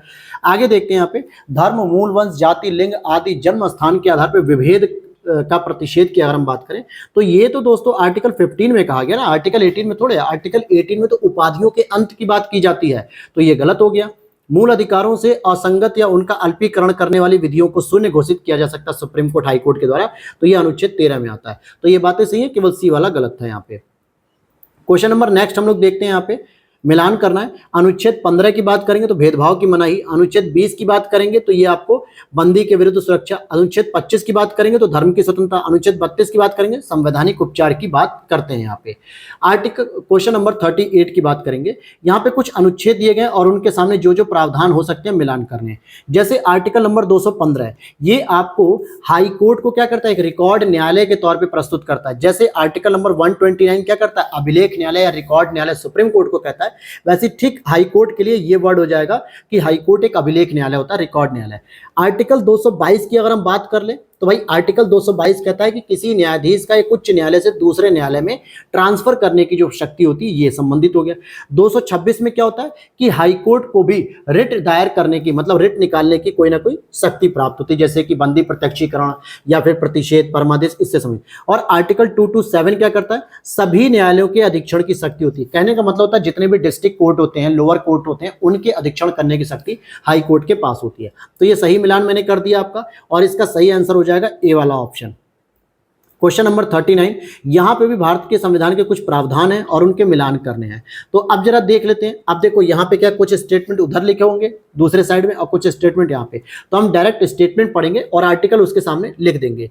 जैसे अगर आप देखोगे कि किसी भी व्यक्ति को कानून के प्राधिकार के सिवाय उनको संपत्ति से वंचित नहीं किया जा सकता, तो ये आपका था आर्टिकल 31 का फर्स्ट क्लॉज, ठीक है। हालांकि अब तो समाप्त कर दिया गया, लेकिन फिर भी हम इसे मानेंगे। किसी भी व्यक्ति के साथ उसके वंश, धर्म अथवा जाति के आधार पर सार्वजनिक नियुक्ति के मामले में भेदभाव नहीं किया सकता। सार्वजनिक नियुक्ति की बात कर रहा है मेरे दोस्त, तो ये क्या हो जाएगा, करेक्ट कर पाओगे कि नहीं? तो ये इसके सामने ही आपको दिया हुआ है 16 का 2, 16 का सेकंड हो जाएगा। नियुक्ति की बात कर रहा है ना, रोजगार की बात कर रहे हैं यहाँ पे। अब बात करेंगे सभी अल्पसंख्यकों को, चाहे वे धर्म के आधार पर हो या भाषा के आधार पर, अपनी पसंद की शैक्षणिक संस्थाएं स्थापित करने का अधिकार। अर्थात आर्टिकल नंबर कौन सा हो जाएगा, 30 का 1 हो जाएगा शैक्षणिक संस्था के लिए। किसी भी नागरिक को धर्म, वंश, जाति या इनमें से किसी भी आधार पर राज्य द्वारा संपोषित या राज्य से सहायता प्रदान प्राप्त करने वाली शैक्षणिक संस्था की स्थापना के बारे में है, तो ये आपका हो जाएगा 29। क्योंकि ये नागरिक कह रहा है, यहाँ पे केवल अल्पसंख्यक नहीं यूज किया गया शब्द। आगे बात करेंगे हम, क्वेश्चन नंबर 40 की बात करते हैं। यहाँ देख लेते हैं हम लोग, भारत में किसी भी धार्मिक संप्रदाय या समुदाय को यदि राष्ट्रीय स्तर पर अल्पसंख्यक वर्ग का दर्जा दिया जाता है तो कौन कौन से लाभ उसे मिल सकते हैं विशेष रूप से। तो उसे लाभ की बात करेंगे, यह संप्रदाय समुदाय विशेष शैक्षणिक संस्थानों की स्थापना और संचालन भी कर सकता है, यानी मैनेजमेंट भी कर सकता है। बिल्कुल सही है ये ऑप्शन। भारत के राष्ट्रपति स्वयं इस संप्रदाय समुदाय के एक प्रतिनिधि को लोकसभा मनोनीत कर देते हैं, ऐसी बात नहीं है। पहली चीज तो राष्ट्रपति जो लोकसभा मनोनीत करते थे वो 2 एंग्लो इंडियन को करते थे, एंग्लो इंडियन को, लेकिन अब वो भी व्यवस्था 104वें संवैधानिक संशोधन के द्वारा समाप्त कर दी गई है, तो ये गलत है। यह संप्रदाय समुदाय प्रधानमंत्री के 15 पॉइंट कार्यक्रम के लाभ को प्राप्त कर सकता है। बिल्कुल 15 पॉइंट जो कार्यक्रम थे ये अल्पसंख्यकों के कल्याण के लिए ही लाए गए थे, तो इसीलिए भारत सरकार के इस पॉइंट में वो शामिल हो सकते हैं। तो 1 और 3 सही हो जाएगा, सी ऑप्शन। नेक्स्ट है आपका, भारत के राष्ट्रपति के बारे में कौन सा कथन सही है। वह अप्रत्यक्ष रूप से निर्वाचित होता है, बिल्कुल, क्योंकि जनता सीधे उसमें पार्टिसिपेट नहीं करती ना, अप्रत्यक्ष रूप से होता है। उसका निर्वाचन सभी निर्वाचित संसद सदस्यों और विधानसभा सदस्यों से मिलकर बने निर्वाचक मंडल द्वारा होता है, तो यह भी बात सही है। वह प्रत्यक्ष रूप से निर्वाचित होता नहीं, जब मैंने यहाँ बता दिया कि अप्रत्यक्ष रूप से होता है तो प्रत्यक्ष रूप से कैसे हो जाएगा। जनता तो डायरेक्ट राष्ट्रपति का चुनाव नहीं करती है, इवन की जनता तो प्रधानमंत्री का चुनाव भी नहीं करती है। भाई प्रधानमंत्री का हम थोड़े चुनाव करते हैं, हम तो सांसदों का चुनाव करते हैं, मेंबर ऑफ पार्लियामेंट। वो लोग आपस में जो है कि एक मीटिंग वगैरह करके अपना जिसको नेता घोषित करना चाहते हैं उसको घोषित कर देते हैं। राष्ट्रपति के निर्वाचन में विधान परिषद के सदस्यों के पास मत देने का अधिकार नहीं होता है, बिल्कुल, विधान परिषद के सदस्य इसमें शामिल नहीं होते हैं, केवल विधानसभा के होते हैं। तो 1, 2, 4 अर्थात बी ऑप्शन करेक्ट हो जाएगा। नेक्स्ट है आपका राष्ट्रपति और उनकी अवधि के बारे में। मैं कहता हूं कि अगर आपको अवधि याद भी नहीं है ना दोस्तों, तो भी आप आंसर निकाल लोगे, लेकिन उसके लिए आपको यह क्लियर होना चाहिए कि राष्ट्रपति का क्रम क्या है, और जो पहले आ रहे हो उन्हीं के हिसाब से ईयर भी आप पहले लगा दो। जैसे अगर आपको पता है कि सबसे पहले जो राष्ट्रपति थे वो आपके राजेंद्र प्रसाद जी थे, दूसरे नंबर पे सर्वपल्ली राधाकृष्णन जी आते हैं, तीसरे नंबर पे जाकिर हुसैन आते हैं, चौथे नंबर पे वीवी गिरी आते हैं। तो इस ऑप्शन के अकॉर्डिंग सबसे पहले जाकिर हुसैन है, तो जाकिर हुसैन का मतलब हो गया सबसे पहले कार्यकाल किसका आ रहा है, 67 to 69 आ रहा है, ये मिलान कर दो। उसके बाद वीवी गिरी आ रहा है, तो वीवी गिरी के लिए आप ले दो 69 to 74 कर लीजिए। इस तरीके से भी मिलान किया जा सकता है। फखरुद्दीन अली अहमद जी की बात करेंगे तो 74 to 77 हो जाएंगे, और नीलम संजीव रेड्डी जी जो कि निर्विरोध थे 74 से 82 तक ये राष्ट्रपति रहते। हालांकि ये कैसे राष्ट्रपति जो लोकसभा के स्पीकर भी थे। क्वेश्चन नंबर 43 को देखते हैं। भारत के संविधान के अनुच्छेद 103 के तहत राष्ट्रपति लोकसभा सदस्यों की निर्भरताओं से समय किसी भी प्रश्न पर कोई निर्णय देने से पूर्व निम्नलिखित में से किससे राय लेता है। तो वो केवल निर्वाचन आयोग से राय लेगा या उसी से परामर्श करेगा और किसी से परामर्श नहीं करेगा। नेक्स्ट अगर हम बात करें 44, भारत के राष्ट्रपति अप्रत्यक्ष रूप से चुने जाते हैं, सही है। सरकार के संसदीय स्वरूप में राज्य अध्यक्ष केवल नाम मात्र का अध्यक्ष होता है, बिल्कुल सही बात है, और इसीलिए जो है कि हम इसका अप्रत्यक्ष चुनाव कराते हैं, तो ये व्याख्या भी सही है। आगे देखते हैं 45, निम्नलिखित में से कौन सा भारत के राष्ट्रपति और राज्यों के राज्यपाल के सादृश्य नहीं है। शक्तियों पर संवैधानिक प्रतिबंध की बात कर लेते हैं, बिल्कुल सही है। मंत्रिपरिषद के परामर्श से अपने कार्यों का निष्पादन करना दोनों के लिए लागू होता है। न तो संसद और न ही किसी राज्य के विधानमंडल का सदस्य न होना, यह भी सही है। लेकिन महाभियोग की प्रक्रिया नहीं है। महाभियोग की प्रक्रिया केवल और केवल राष्ट्रपति पर देखने को मिलती है, वो भी किस आर्टिकल के तहत, ये आपको पता होना चाहिए। अगर नहीं पता तो जरूर पढ़ के जाओ बेटा अच्छे से। 61 के अंतर्गत आता है। जबकि राज्यपाल क्या होता है, एक तो राष्ट्रपति के प्रसाद पर्यंत पद धारण करता है। तो ये स्टेटमेंट ऐसा है कि जो दोनों के लिए अलग अलग हो जाएंगे। 46 कह रहा है भारत की संसद के संबंध निम्नलिखित में से कौन सा कथन सही नहीं है। संविधान में एक संसदीय प्रणाली की सरकार का प्रावधान किया गया है क्या, आपको ये कंफर्म होना चाहिए, तो बिल्कुल किया गया है। संसद का सर्वप्रमुख कार्य है कि मंत्रिमंडल का प्रावधान करना, यह भी सही है। मंत्रिमंडल की सदस्यता निम्न सदन तक सीमित होती है, ऐसी बात नहीं होती। निम्न सदन का मतलब होता है लोकसभा। कई सारे ऐसे मंत्री भी होते हैं जो राज्यसभा के भी सदस्य होते हैं। इवन कि प्रधानमंत्री कई लोग हुए हैं। मनमोहन सिंह को आप देखो, जब तक वो प्रधानमंत्री थे 2004 से 14 तक वो राज्यसभा के सदस्य थे। इंदिरा गांधी जी जब पहली बार प्रधानमंत्री बनती हैं तो भी वो राज्यसभा की सांसद थी, उसके बाद वो लोकसभा की सांसद बन गई। देवगौड़ा जी को देख लो, एचडी देवगौड़ा जी, ये भी राज्यसभा के सांसद थे। तो ऐसा नहीं कि मंत्री केवल लोकसभा से हो सकता है, वो राज्यसभा से भी हो सकता है। मंत्रिमंडल को लोकप्रिय सदन में बहुमत का विश्वास रहना चाहिए, बिल्कुल। लोकप्रिय सदन का मतलब होगा लोकसभा। तो यहाँ पे सी वाला स्टेटमेंट केवल गलत है। राज्यसभा के संदर्भ में निम्नलिखित कथनों पर विचार करिए। राज्यसभा के मूल को 1919 के विगत वर्ष में खोजा जा सकता है, जब भारत सरकार अधिनियम 1919 का अनुसरण करते हुए काउंसिल ऑफ स्टेट्स के नाम से जाने गए द्वितीय सदन का सृजन किया गया। तो कह सकते हो बिल्कुल, क्योंकि 1919 के अधिनियम के द्वारा पहली बार भारत में द्विसदनीय व्यवस्था को स्थापित किया गया, जिसमें एक थी आपकी केंद्रीय विधानसभा जिसको सेंट्रल लेजिस्लेटिव कहते थे, और दूसरी का नाम था राज्य परिषद। राज्य परिषद का मतलब हो गया कि जो राज्यों का विचार रखेगी, जिसको हम लोग आज राज्यसभा कहते हैं। तो 1919 बिल्कुल सही है। राज्यसभा को यह घोषित करने की विशिष्ट शक्तियां हैं कि राष्ट्रीय हित में यह आवश्यक और समीचीन है कि संसद द्वारा राज्य सूची के किसी विषय पर संदर्भ में विधियां निर्मित की जाए। तो राष्ट्रीय हित के लिए हम आर्टिकल नंबर 249 का प्रयोग करते हैं। तो यहाँ पे दोनों ही स्टेटमेंट सही है, तो सी वाला बिल्कुल सही हो जाएगा। देखो, इस तरीके से मैं चीजें आपको रिवाइज भी करा रहा हूँ, बेसिक कॉन्सेप्ट भी आपको दोबारा याद करा रहा हूँ जो आप भूल चुके होंगे या फिर टेस्ट पेपर में आपके और स्ट्रांग हो जाएंगे।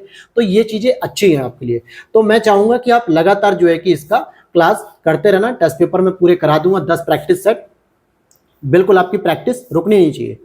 लोकसभा की कुल निर्वाचित सदस्यता राज्यों में राज्य की जनसंख्या और क्षेत्रफल के आधार पर वितरित की गई है क्या? तो आप कह सकते हो कि हाँ सर, ये बात भी सही है। फिर आगे अगर हम देखें, भारत के संविधान के 84वें संवैधानिक संशोधन के द्वारा अधिरोपित निर्वाचन क्षेत्रों के परिसीमन पर रोक लगी रोक थी, उसको हटा लिया गया है क्या? तो आप देख सकते हो कि यहाँ पर ये दोनों ही स्टेटमेंट सही हो जाएंगे, यानी सी ऑप्शन करेक्ट होगा। 49 नंबर का प्रश्न, यहाँ पे कुछ समितियां हैं और उनसे समेत कुछ विषय हैं और इनको आपको मिलान करना है। जैसे अगर आप देखोगे प्रवर समिति क्या करती है दोस्तों? जो आप बिल पेश करते हो ना, किसी भी तरीके का जो विधेयक होता है, उस पर आप खंडशः यानी अलग अलग जो है कि पूरा विचार करते हो, अलग अलग जो है कि, और उस पर परिवर्तन करने के सुझाव भी देते हो। लोक लेखा समिति क्या करती है भैया? लोक लेखा समिति, ये तो आपको पता होना चाहिए, जो आपकी सरकारी पैसा जो सही ढंग से खर्च हुआ हो, विवेक से खर्च हुआ, इसकी रिव्यू करती है। ठीक है, ये जो कि ये किसकी रिपोर्ट होती है? कैग की ही रिपोर्ट होती है, ये किसी और की नहीं होती है।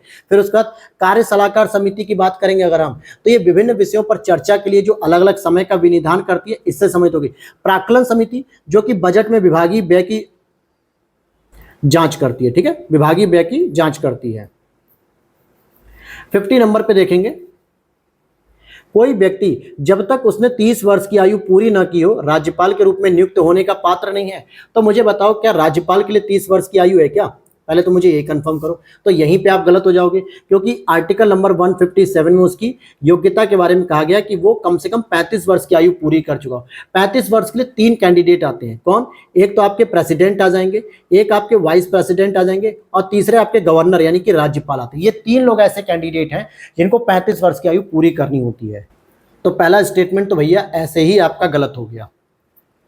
एक ही व्यक्ति 3 राज्यों के राज्यपाल के रूप में नियुक्त किया जा सकता है? बिल्कुल किया जा सकता है, उसमें कोई प्रॉब्लम नहीं है, वो जबरदस्ती थोड़े है। लेकिन हाँ, अगर अतिरिक्त कार्य प्रभार देना पड़ता है तो भाई देना पड़ता है। अगर आपको पता होगा कि 7th अमेंडमेंट जो कि 1956 में हुआ था, इसमें तो संवैधानिक तौर पर कहा गया कि आवश्यकता पड़ने पर एक राज्यपाल को 2 राज्यों का कार्यभार भी दिया जा सकता है। वर्तमान में तो 3 का भी दे रहे हैं। तो यहाँ पे केवल दूसरा स्टेटमेंट सही है। नेक्स्ट हम बात करेंगे, निम्नलिखित कथनों पर विचार करते हैं। भारत के संविधान के अनुसार कोई भी ऐसा व्यक्ति जो मतदान के लिए योग्य है किसी राज्य में 6 माह के लिए मंत्री बनाया जा सकता है, तब भी जबकि वह उस राज्य के विधानमंडल का सदस्य नहीं है। बिल्कुल सही बात है, यहाँ पे कोई प्रॉब्लम नहीं है। लेकिन 6 महीने से अधिक अगर हो गया और वो किसी भी सदन का अगर सदस्य नहीं बना, तो उसकी योग्य मंत्री पद का जो पद है और जो सदन की जो सदस्यता वो समाप्त कर दी जाएगी। लेकिन 6 महीने तक तो चल जाएगा। पहला सही है। लोक प्रतिनिधि अधिनियम 1951 के अनुसार कोई भी ऐसा व्यक्ति जो दांडिक अपराध के अंतर्गत दोषी पाया गया और जिसे 5 वर्ष के लिए कारावास का दंड दिया गया, चुनाव लड़ने के लिए स्थायी तौर पर अयोग्य हो जाता है, भले ही वह कारावास से मुक्त हो जाए। मेरे भाई, पूरा बात सही लिखा गया है, लेकिन एक जगह छोटी सी गलती है। स्थायी तौर पे नहीं होता है, स्थायी तौर पे नहीं होता है। जिस दिन उसकी एज मतलब जो सजा होती है वो जो कंप्लीट हो जाती है, उसकी आगे 6 वर्ष तक उसे और रुकना पड़ता है। जैसे मान लो कि 5 वर्ष की सजा पूरी हो गई, 2024 में मान लेते हैं किसी को सजा मिल गई, ठीक है, और वो 2029 में उसकी सजा पूरी हो गई, तो जब 2029 में जब वो बाहर आएगा ना, तो यहां से भी अभी आपको 6 वर्ष तक उसको चुनाव लड़ने के लिए प्रतिबंध लगा हुआ है। अर्थात वो पहला चुनाव 2036 में लड़ पाएगा, 2035 तक तो उस पर प्रतिबंध लगा हुआ है। तो स्थायी तौर पर नहीं है, 6 वर्ष के लिए। तो दूसरा गलत है, पहला सही है। क्वेश्चन नंबर 2 को देख लेते हैं। यहाँ पे संवैधानिक संशोधन है, उनके मिलान करने हैं। जैसे अगर आप देखोगे, पहला संवैधानिक संशोधन जो कि 1951 में किया गया था, 51 में, और इससे संबंधित हम लोगों ने 9वीं अनुसूची को ऐड किया था। क्या किया था? 9वीं अनुसूची को ऐड किया गया था। 44वां संवैधानिक संशोधन जो कि 1978 में मोरारजी देसाई जी की सरकार के द्वारा किया गया था, और इस समय इन्होंने संपत्ति के अधिकार को क्या किया? एक लीगल राइट बना दिया गया, 300A में डाल दिया गया। 86वां संवैधानिक संशोधन जो कि आप देखोगे, गला भी सूख जाता है दोस्तों पढ़ाते पढ़ाते। चलिए, 86वां संवैधानिक संशोधन की अगर हम बात करें तो इसके द्वारा शिक्षा के अधिकार को, राइट टू एजुकेशन को क्या किया गया? आर्टिकल नंबर 21 के ए के तहत फंडामेंटल राइट घोषित कर दिया गया।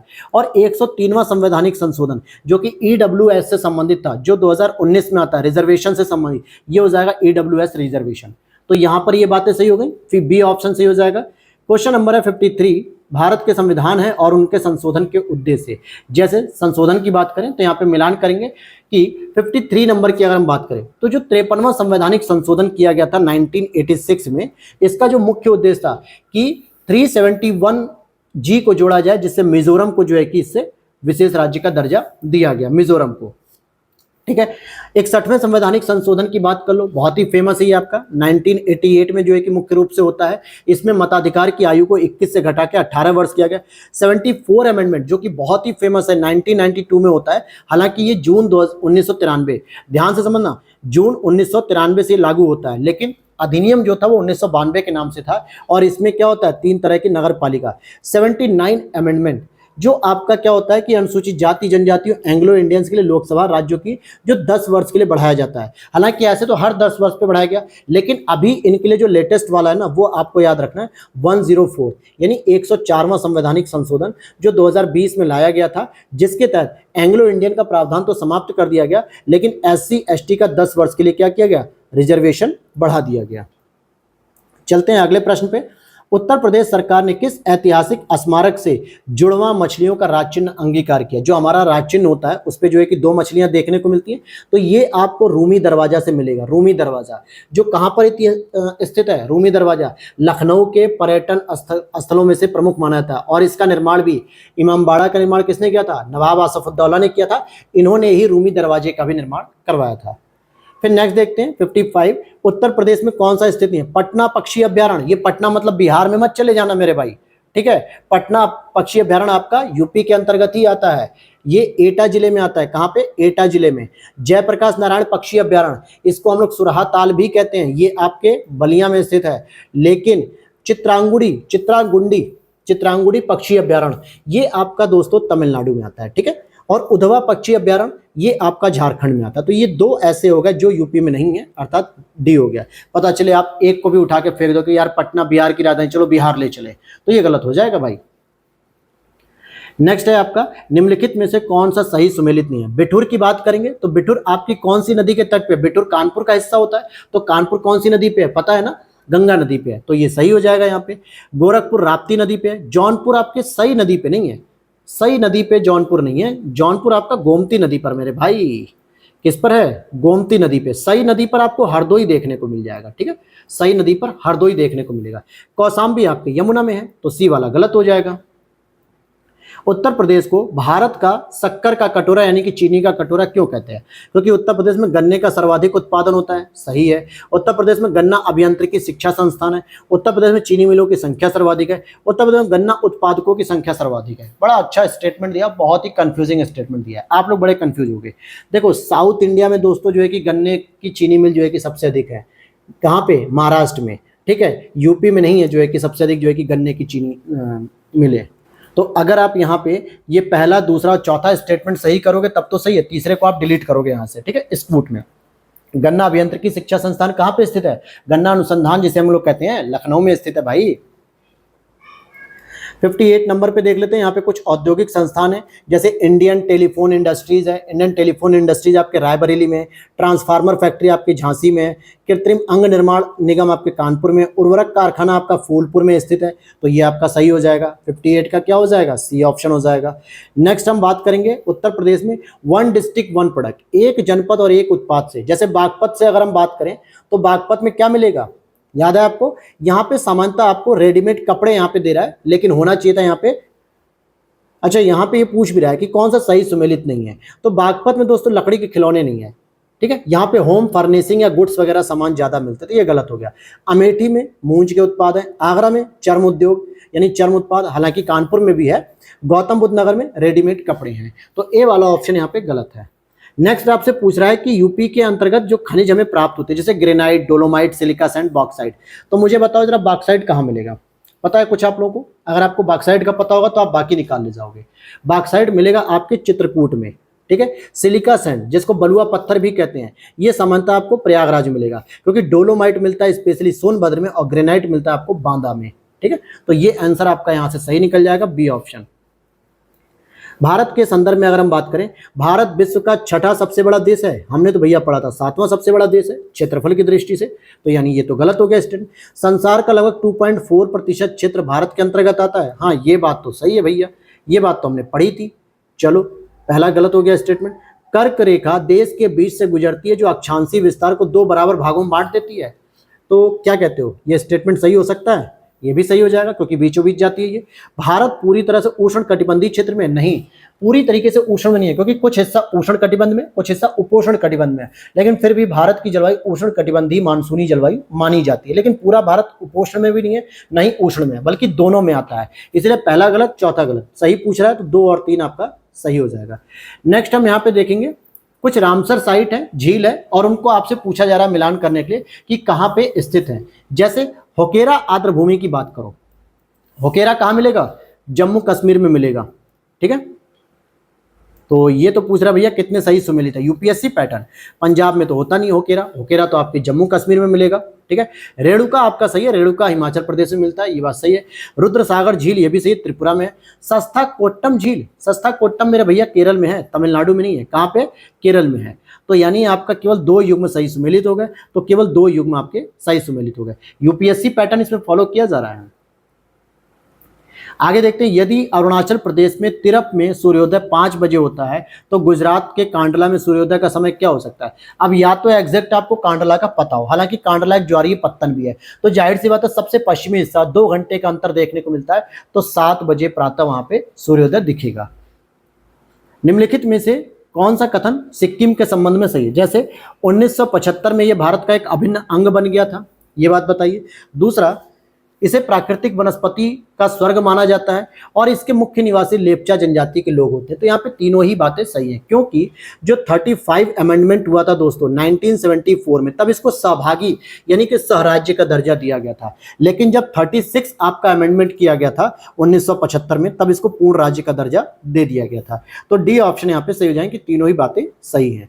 आगे देखते हैं, भारत की निम्नलिखित पर्वत श्रेणियों को उनके उत्तर से दक्षिण जो है कि एडजस्ट करना आपको। अब देख लो आप आराम से, देखो K2 की अगर हम बात करें तो सबसे ऊपर आपको देखने को मिलेगी पाक ऑक्युपाइड कश्मीर में इस समय, तो भैया K2 सबसे ऊपर। उसके नीचे आप नंदा देवी देखोगे उत्तराखंड में, नंदा देवी। उसके नीचे आप आओगे तो तमिलनाडु पे आपको मतलब नीलगिरी पहाड़ियों पे डोडा बेट्टा देखने को मिलेगी। उसके नीचे आप आओगे तो अन्नामलाई की चोटी जो है कि अनाईमुडी देखने को मिल जाएगी। उसके नीचे आप आओगे तो बता देना कार्डमम आती है, पता है। तो इस तरीके से आप देखोगे 2, 1, 4, 3, तो बी ऑप्शन इज करेक्ट हो जाएगा। तो इस तरीके से आप देखोगे हर एक चीज आपकी रिवाइज हो रही है, प्रैक्टिस हो रही है, तो बिल्कुल आपको स्किप नहीं करना इन सब चीजों को, वरना फिर परेशान हो जाओगे। भारत के राज्य और सबसे ऊंची चोटी, क्योंकि ये मैंने देखे ना, जब मुझे लगा कि यार ये अच्छी चीज है, मतलब फैक्चुअल इंफॉर्मेशन भी है, कॉन्सेप्ट भी है, अच्छी तरीके से इसे डिजाइन किया गया है और कहीं ना कहीं इससे आपका रिवीजन बेहतर हो पाएगा। तो रिवीजन के पर्पज से बेस्ट लगी मुझे। आगे देखते हैं, भारत के राज्य और सबसे ऊंची चोटी।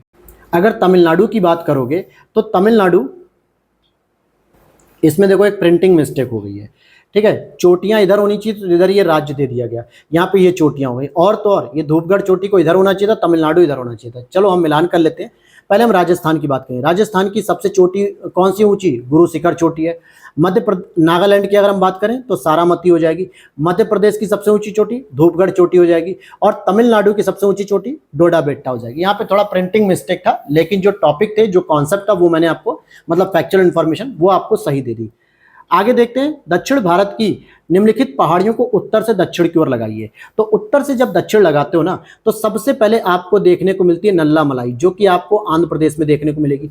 उसके नीचे जब आओगे तो नीलगिरी की पहाड़ी देखने को मिलेगी। क्या देखने को मिलेगी? नीलगिरी। उसके नीचे आप आओगे तो अन्नामलाई देखने को मिल जाएगी, और उसके नीचे सबसे नीचे आपको कार्डमम मिलेगी देखने को, जो केरल में देखने को मिलती है। तो ये हो गया आपका north to south division, Nallamalai, Nilgiri, Anamalai, Cardamom. It means कि ए ऑप्शन करेक्ट हो गया।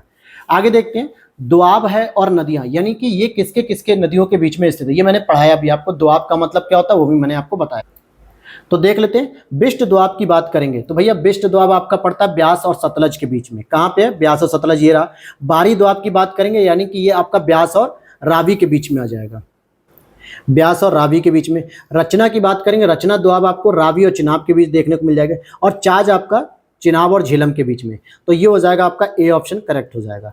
नेक्स्ट हम बात करेंगे, तिस्ता नदी पहले गंगा की सहायक नदी हुआ करती थी, बाद में वह ब्रह्मपुत्रा की सहायक हो गई, ये भी सही है। नदी अपहरण हिमालय की नदियों का एक प्रमुख गुण होता है, ये भी सही है। लेकिन यहाँ पे ये व्याख्या एक दूसरे की नहीं कर रहे हैं, अगर देखा जाए तो यहाँ पे बी ऑप्शन होना चाहिए, क्योंकि ये 1787 में एक बहुत ही महत्वपूर्ण बाढ़ आ गई थी, जिसकी वजह से ये तिस्ता क्या हो गया, अपना नदी का जो मार्ग बदल के ब्रह्मपुत्रा में शामिल हो गई थी। नेक्स्ट देखते हैं, यमुना नदी की जो है पश्चिम से पूर्व आपको लगाना है क्रम। पश्चिम से पूर्व की अगर हम बात करें तो सबसे पहले जैसे मान लो ये यमुना इस तरीके से बह रही है, ठीक है, यहाँ पे आपकी वेस्ट टू ईस्ट आ रही है, तो इस तरीके से जो इसकी सबसे पहले सहायक नदी कौन सी मिलेगी, तो सबसे पहले आपको देखने को मिलेगी चंबल, चंबल सहायक नदी मिलेगी। फिर उसके बाद आप देखोगे बेतवा आएगी, फिर उसके बाद आपको केन देखने को मिलेगी, और फिर उसके बाद आपको सिंध देखने को, नहीं, चंबल के बाद सिंध होगी दोस्तों, ये थोड़ी मिस्टेक हो गई, ये सिंध हो जाएगी, ये बेतवा हो जाएगी, और ये केन हो जाएगी। तो इस तरीके से आप देखोगे कि चंबल के बाद सिंध, यानी कि 4 के बाद 3, फिर बेतवा, फिर केन। ए ऑप्शन इज करेक्ट हो जाएगा। आगे देखते हैं 71, यहाँ पे उसकी सहायक नदियां पूछी जा रही हैं। जैसे गोदावरी की सहायक नदियां क्या हो जाएगी? पेनगंगा हो जाएगी। महानदी की सहायक नदी शिवनाथ हो जाएगी। दामोदर की सहायक नदी बराकर हो जाएगी। कावेरी की सहायक नदी भवानी हो जाएगी। आगे देखते हैं हम यहाँ पे 72। अब यहाँ पे देखो ये फिर से रिपीटेड प्रश्न आ गया, तो ये तो हम लोगों ने अभी कर लिया था ऊपर। 73 की बात करेंगे, यहाँ पे दर्रे पूछे जा रहे हैं, और दर्रों का सही मिलान जरा आप करिए। माना दर्रा कहाँ पे? माना दर्रा, नीति दर्रा, ये सभी उत्तराखंड में आते हैं। नाथुला दर्रा, जेलेपला या नाथुला, ये आपका सिक्किम में आ जाएगा। जोजिला दर्रा आपका कहाँ पे आएगा? तो जम्मू कश्मीर में आएगा। सिपकिला दर्रा कहाँ पे आएगा? तो ये हिमाचल प्रदेश में आ जाएगा। तो सही आंसर क्या हो जाएगा आपका? सी ऑप्शन हो जाएगा, करेक्ट है। आगे देखते हैं, भारत में दक्षिणी पश्चिमी मानसून के अंतर प्रवाह या अंतर्वाह के संदर्भ में निम्नलिखित कथन प्राप्त करो। पंजाब एवं निकटवर्ती हिमालय के क्षेत्रों में अरब सागर की धारा बंगाल की खाड़ी मिल जाती है। बिल्कुल मिलती है भाई, वहीं जाकर ये मिल जाती है। विराम और शुष्क, विराम अथवा शुष्क मौसम की अवधियां दक्षिण पश्चिम मानसून की विशेषता नहीं है, ऐसा नहीं है, ये इसकी भी विशेषता है, ठीक है, केवल बंगाल की खाड़ी की नहीं, ये इसकी विशेषता है। तो यहाँ पर ये स्टेटमेंट गलत है, केवल पहला ही सही हो जाएगा। आगे देखते हैं यहाँ पे मैंग्रोव स्थल और अवस्थिति। जैसे कोरिंगा मैंग्रोव स्थल, भैया कोरिंगा, कोरिंगा कहाँ पे है, पढ़े हो कि नहीं? कोरिंगा आपको मिलेगा आंध्र प्रदेश में। वेम्बनाड कहाँ पे मिलेगा? केरल में। पुलिकट कहाँ मिलेगा? तमिलनाडु में। विक्रोली कहाँ मिलेगा? महाराष्ट्र में मिलेगा विक्रोली। तो ये हो गया आपका 75 का ए आंसर इज करेक्ट। 76 को देखते हैं, भारत में काली मिट्टी, भारत में काली मिट्टी के बारे में बात करेंगे। तो काली मिट्टी भीगने पर चिपचिपी हो जाती है और सूखने पर स्वतः जुताई वाली दिखती है, बिल्कुल सही है। काली मिट्टी में पौधों की समृद्धि के लिए जरूरी नाइट्रोजन और साथ ही फास्फोरस पर्याप्त मात्रा में होता है? बिल्कुल नहीं, इसमें आपको ह्यूमस तो मिल सकता है, टिटेनिफेरस मैग्नीटाइट की वजह से काला रंग हो सकता है, लेकिन यहाँ पे नाइट्रोजन और फास्फोरस की कमी पाई जाती है। तो दूसरा गलत है, केवल पहला सही है। नेक्स्ट हम देखेंगे नदी घाटी परियोजना, नदी रिहंद नदी की बात करेंगे। रिहंद नदी घाटी परियोजना रिहंद नदी पर, जो कि सोन की सहायक होती है। नागार्जुन परियोजना ये आपके कृष्णा नदी पर स्थित है, ठीक है। पोचमपाद परियोजना ये आपके गोदावरी नदी पर हो जाएगी, और माता टीला परियोजना ये आपके बेतवा नदी पर हो जाएगी। तो इस तरीके से 77 का हो जाएगा आपका डी ऑप्शन इज करेक्ट हो जाएगा, ठीक है। अब आगे देखते हैं यहाँ पे, निम्नलिखित में से कौन सा युग्म सही सुमेलित नहीं है? बताओ। लोअर सिलेरू, लोअर सिलेरू ये आपके आंध्र प्रदेश में सही है। नागार्जुन सागर कर्नाटक में है, तो यही गलत हो गया, क्योंकि आंध्र प्रदेश में कृष्णा नदी पर। कोयना महाराष्ट्र में। पोंग नदी, अब देखो पोंग की बात करें ना, तो ये भी हिमाचल प्रदेश में आएगा, ठीक है, यहाँ पे ये भी गलत है, ठीक है, हिमाचल प्रदेश में आएगा ये। तो बी भी गलत, डी भी गलत। 79 की बात करेंगे, क्षुद्र ग्रहों और धूमकेतु के बीच में क्या अंतर होता है? क्षुद्र ग्रह लघु चट्टानी ग्रहिकाएं होती हैं, प्लेनेटॉइड होते हैं, जबकि धूमकेतु हिमस्थित गैसों से निर्मित होते हैं जिन्हें चट्टानी और धातु पदार्थ आपस में बांध रखते हैं। तो ये बात सही है।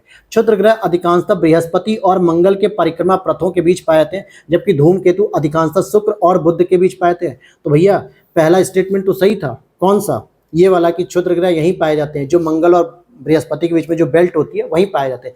परंतु धूमकेतु कुइपर बेल्ट में मिलते हैं, जो सबसे लास्ट में आपको जो प्लूटो नाम का ग्रह है उसके बाद मिलते हैं, तो न कि शुक्र और बुध के। तो दूसरा गलत। धूमकेतु गोचर दीप्तमान पुच्छ दर्शाते हैं, जबकि क्षुद्र ग्रह यह नहीं दर्शाते हैं। तो ये सही है, और इन्हें हम टूटता हुआ तारा भी एक तरीके से कह देते हैं।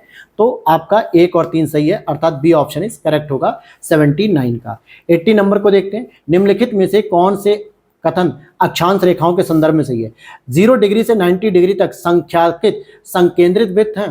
भैया 90 डिग्री तो वृत्त बनाता ही नहीं है, 90 डिग्री तो बिंदु बनाता है। तो पहला तो गलत हो गया, 90 डिग्री बिंदु बनाता है। अब देखो यहाँ पे हो सकता है कि ये पब्लिकेशन तो देखो दे रहा है कि दोनों सही है, लेकिन मैं नहीं मानता, क्योंकि 90 डिग्री कभी भी वृत्त नहीं बनाएगा। वृत्त बनाने के लिए उसको कोई ना कोई स्पेस होना चाहिए बीच में, ये बिंदु मान रहा है। वे भूमंडल पर वृत्त हैं जो विषुवत वृत्त के समानांतर हैं और जो विषुवत वृत्त के उत्तर और दक्षिण में स्थित है। ये तो सही है, ठीक है। अब चलो यहाँ पे दोनों ही ले लेते हैं, कोई दिक्कत नहीं, हम बिंदु को भी वृत्त मान रहे हैं। वैसे तो होना नहीं चाहिए था। देशों के नाम और देशों के पुराने नाम, जैसे नए नाम जो मिल चुके हैं तो पुराने नाम क्या थे? जैसे अगर आप बेनिन को देखोगे, बेनिन, तो बेनिन नाम था दाहोए में। बेलिज को देखोगे तो ब्रिटिश होंडुरास इसको कहते थे। बोत्सवाना को अगर आप देखोगे तो बेचुआनालैंड, तो क्या बोलते हैं इसको? बेचुआनालैंड बोलते हैं। और मलावी की बात करेंगे तो मलावी को जो कहा जाएगा वो न्यासालैंड कहा जाएगा। क्या कहा जाएगा? न्यासालैंड। अब आ जाते हैं 82 नंबर। साहेल की बात करेंगे। साहेल रीजन में कौन शामिल नहीं होता? पहली चीज, साहेल क्या होता है? जो अफ्रीका कॉन्टिनेंट में जो मरुस्थल है ना, सहारा मरुस्थल, उसके आसपास के जो विस्तारित क्षेत्र उन्हें हम साहेल कहते हैं। इसमें आपका ट्यूनीशिया नहीं आता दोस्तों, क्योंकि ट्यूनीशिया, लीबिया, अगर आप इसकी बात करोगे तो ट्यूनीशिया आपको देखने को मिलेगा कहाँ पे? भूमध्य सागर के एकदम तट पे देखने को मिलेगा। अल्जीरिया और लीबिया से ऊपर बाउंड्री शेयर करता है, ये साहेल रीजन में नहीं आता है। बाकी नाइजर आएगा, बुर्किना फासो आएगा, सेनेगल आएगा, ठीक है। डी ऑप्शन गलत हो जाएगा। निम्नलिखित कथनों पर विचार कीजिए। कोयला अवसादी शैल से स्थित है, बिल्कुल। बेसाल्ट एक आग्नेय शैल है, यह भी सही है। दोनों ही बातें यहाँ पे सही होगी, कोई इसमें डाउट नहीं रहा हमें। 84 में मरुस्थल की बात करेंगे, ऑस्ट्रेलिया मतलब की स्थिति की बात करेंगे। जैसे सिंपसन मरुस्थल, सिंपसन आपने पढ़ा होगा, ग्रेट डेजर्ट पढ़ा होगा, ये सभी आपको ऑस्ट्रेलिया में मिलेंगे। काराकुम की बात करेंगे तुर्कमेनिस्तान में, सिचुरा की बात करेंगे पेरू में, नेगेव की बात करेंगे इजराइल में। ये सभी सही हो गए, 1 2 3 4, अर्थात कि आपका ए ऑप्शन करेक्ट हो जाएगा। नेक्स्ट आपका ज्वालामुखी और देश। जैसे अगर सबन काया की बात करोगे ना, तो सबन काया आपको पेरू में देखने को मिलेगा, पेरू में। ये सारे कुछ दोस्तों जितना भी ये टेस्ट पेपर आ रहा है ना, मैं मैक्सिमम कह सकता हूं कि 80 to 90% जो फैक्चुअल इंफॉर्मेशन है, चाहे पॉलिटी की हो, ज्योग्राफी की हो, वर्ल्ड ज्योग्राफी, हिस्ट्री, जो भी कुछ है, ये सब कुछ आपको मेरे घटनाचक शॉर्ट नोट्स में मिल जाएंगे। अगर अभी भी आपने उसकी पीडीएफ या मैराथन क्लासेस नहीं देखी हैं तो प्लेलिस्ट में जाओ, वहां पे आपको मिल जाएंगे। लगभग 106 क्लासेस उसमें हुई हैं पूरी मैराथन के साथ, आप वहां से उसे देख सकते हो। माउंट एटना की बात करेंगे, हम किसकी बात करेंगे? माउंट एटना, ये तो आपके इटली में आता है। कोलिमा की बात करेंगे तो कोलिमा आपके मैक्सिको में आता है, और माउंट मेरापी आपका इंडोनेशिया में आता है। तो इस तरीके से सी ऑप्शन से हो जाएगा 85 का। 86 नंबर पे आते हैं, फरात या यूफ्रेट्स की बात करते हैं। ये एक नदी है यूफ्रेट्स, इसके बारे में। फरात या यूफ्रेट्स दक्षिण पश्चिम एशिया की सबसे लंबी नदी है, दक्षिण पश्चिम एशिया की, और ये 4 देशों से होकर बहती है। ये दक्षिण पूर्वी एशिया की बात नहीं कर रहा, दक्षिण पश्चिम एशिया की। तो देखो पहला स्टेटमेंट तो सही है, लेकिन अगर आपसे पूछा जा रहा है कि क्या ये 4 देशों से होकर बहती है, तो ये मुख्य रूप से 3 देशों से बहती है, जिसमें आपका टर्की आ जाएगा, जो कि टर्की में एक टॉरस की पहाड़ी होती है, आर्मीनिया हाईलैंड, वहां से निकलती है। फिर सीरिया और इराक से बहते हुए जो है कि बसरा नामक कस्थाल जो होता है, दजला दफराज जो होता है, वहां पे जाके फारस की खाड़ी में विलीन हो जाती है। तो 4 देश नहीं होते, 3 देश होते हैं। तो पहला ही केवल सही है, दूसरा गलत है। 87 को देख लो, यहाँ पे नदी है और शहर, किस नदी के किनारे कौन सा शहर स्थापित है? अगर आपको सबसे पहले जो पता है पहले वही कर लो। वियना आपको पता होगा, डेन्यूब पे होगा, बहुत दिनों से आप पढ़ रहे हो। असंसियन की बात करें, असंसियन जो कि राजधानी है, ये आपके पराग्वे पे हो जाएगा। नियामी की अगर आप बात कर रहे हो तो नियामी आपके नाइजर पे हो जाएगा, और सत अल अरब जो कि बसरा हो जाएगा, ठीक है। तो ये इस तरीके से मिलान कर लो। हिंद महासागर नौसैनिक परिसंवाद, जिसको सिंपोजियम IONS के संबंध में निम्नलिखित विचार करिए कथनों पर। तो 88 का जो सही आंसर होगा वो देखो, प्रारंभिक या इनॉग्रल इसमें भारत में 2015 में भारतीय नौसेना की अध्यक्षता में हुआ था क्या इसका प्रारंभ? तो आप देखोगे इसका प्रारंभ भैया 2015 में नहीं हुआ था, बल्कि 2008 में हो गया था। भले भारत की अध्यक्षता में हुआ था, न्यू दिल्ली में इसको शुरू किया गया था, लेकिन 2008 में हुआ था। पहला गलत है। IONS एक स्वैच्छिक पहले जो हिंद महासागर क्षेत्र के समुद्रवर्ती तटों के जो देश होते हैं उनकी नौसेनाओं के बीच एक समुद्री सहयोग को बढ़ावा देना चाहते हैं, तो ये दूसरा तो सही है, पहला ही गलत है। अब यहाँ पर आपको कथन 1 और कथन 2 को पढ़ना होगा। जैसे एल नीनो प्रशांत महासागर पर एक ताप बढ़ाने वाली परिघटना है और यह सामान्यतः दक्षिण एशिया में शुष्क मानसून का कारण बनती है। तो एल नीनो की बात हो रही है, ला नीना की नहीं, तो ये बात तो बिल्कुल सही कही जा रही है। फिर आगे देखते हैं, सुनामी साधारणतः वृहत महासागरीय तरंगों के रूप में मालूम नहीं होती, नीरव चलती रहती है, लेकिन जब वे महाद्वीपीय शेल्फों के उथले जल से गुजरती तो विनाशकारी रूप ले लेती है। मतलब जैसे वो महाद्वीप के तटों से टकराती तो एक विनाशकारी रूप ले लेती है, तो ये बात तो सही है। तो यहाँ पर दोनों ही बातें सही हैं, लेकिन दोनों एक दूसरे की व्याख्या नहीं कर रहे हैं, इसलिए बी ऑप्शन इज करेक्ट हो जाएगा। आगे बात करेंगे 90 नंबर के प्रश्नों की।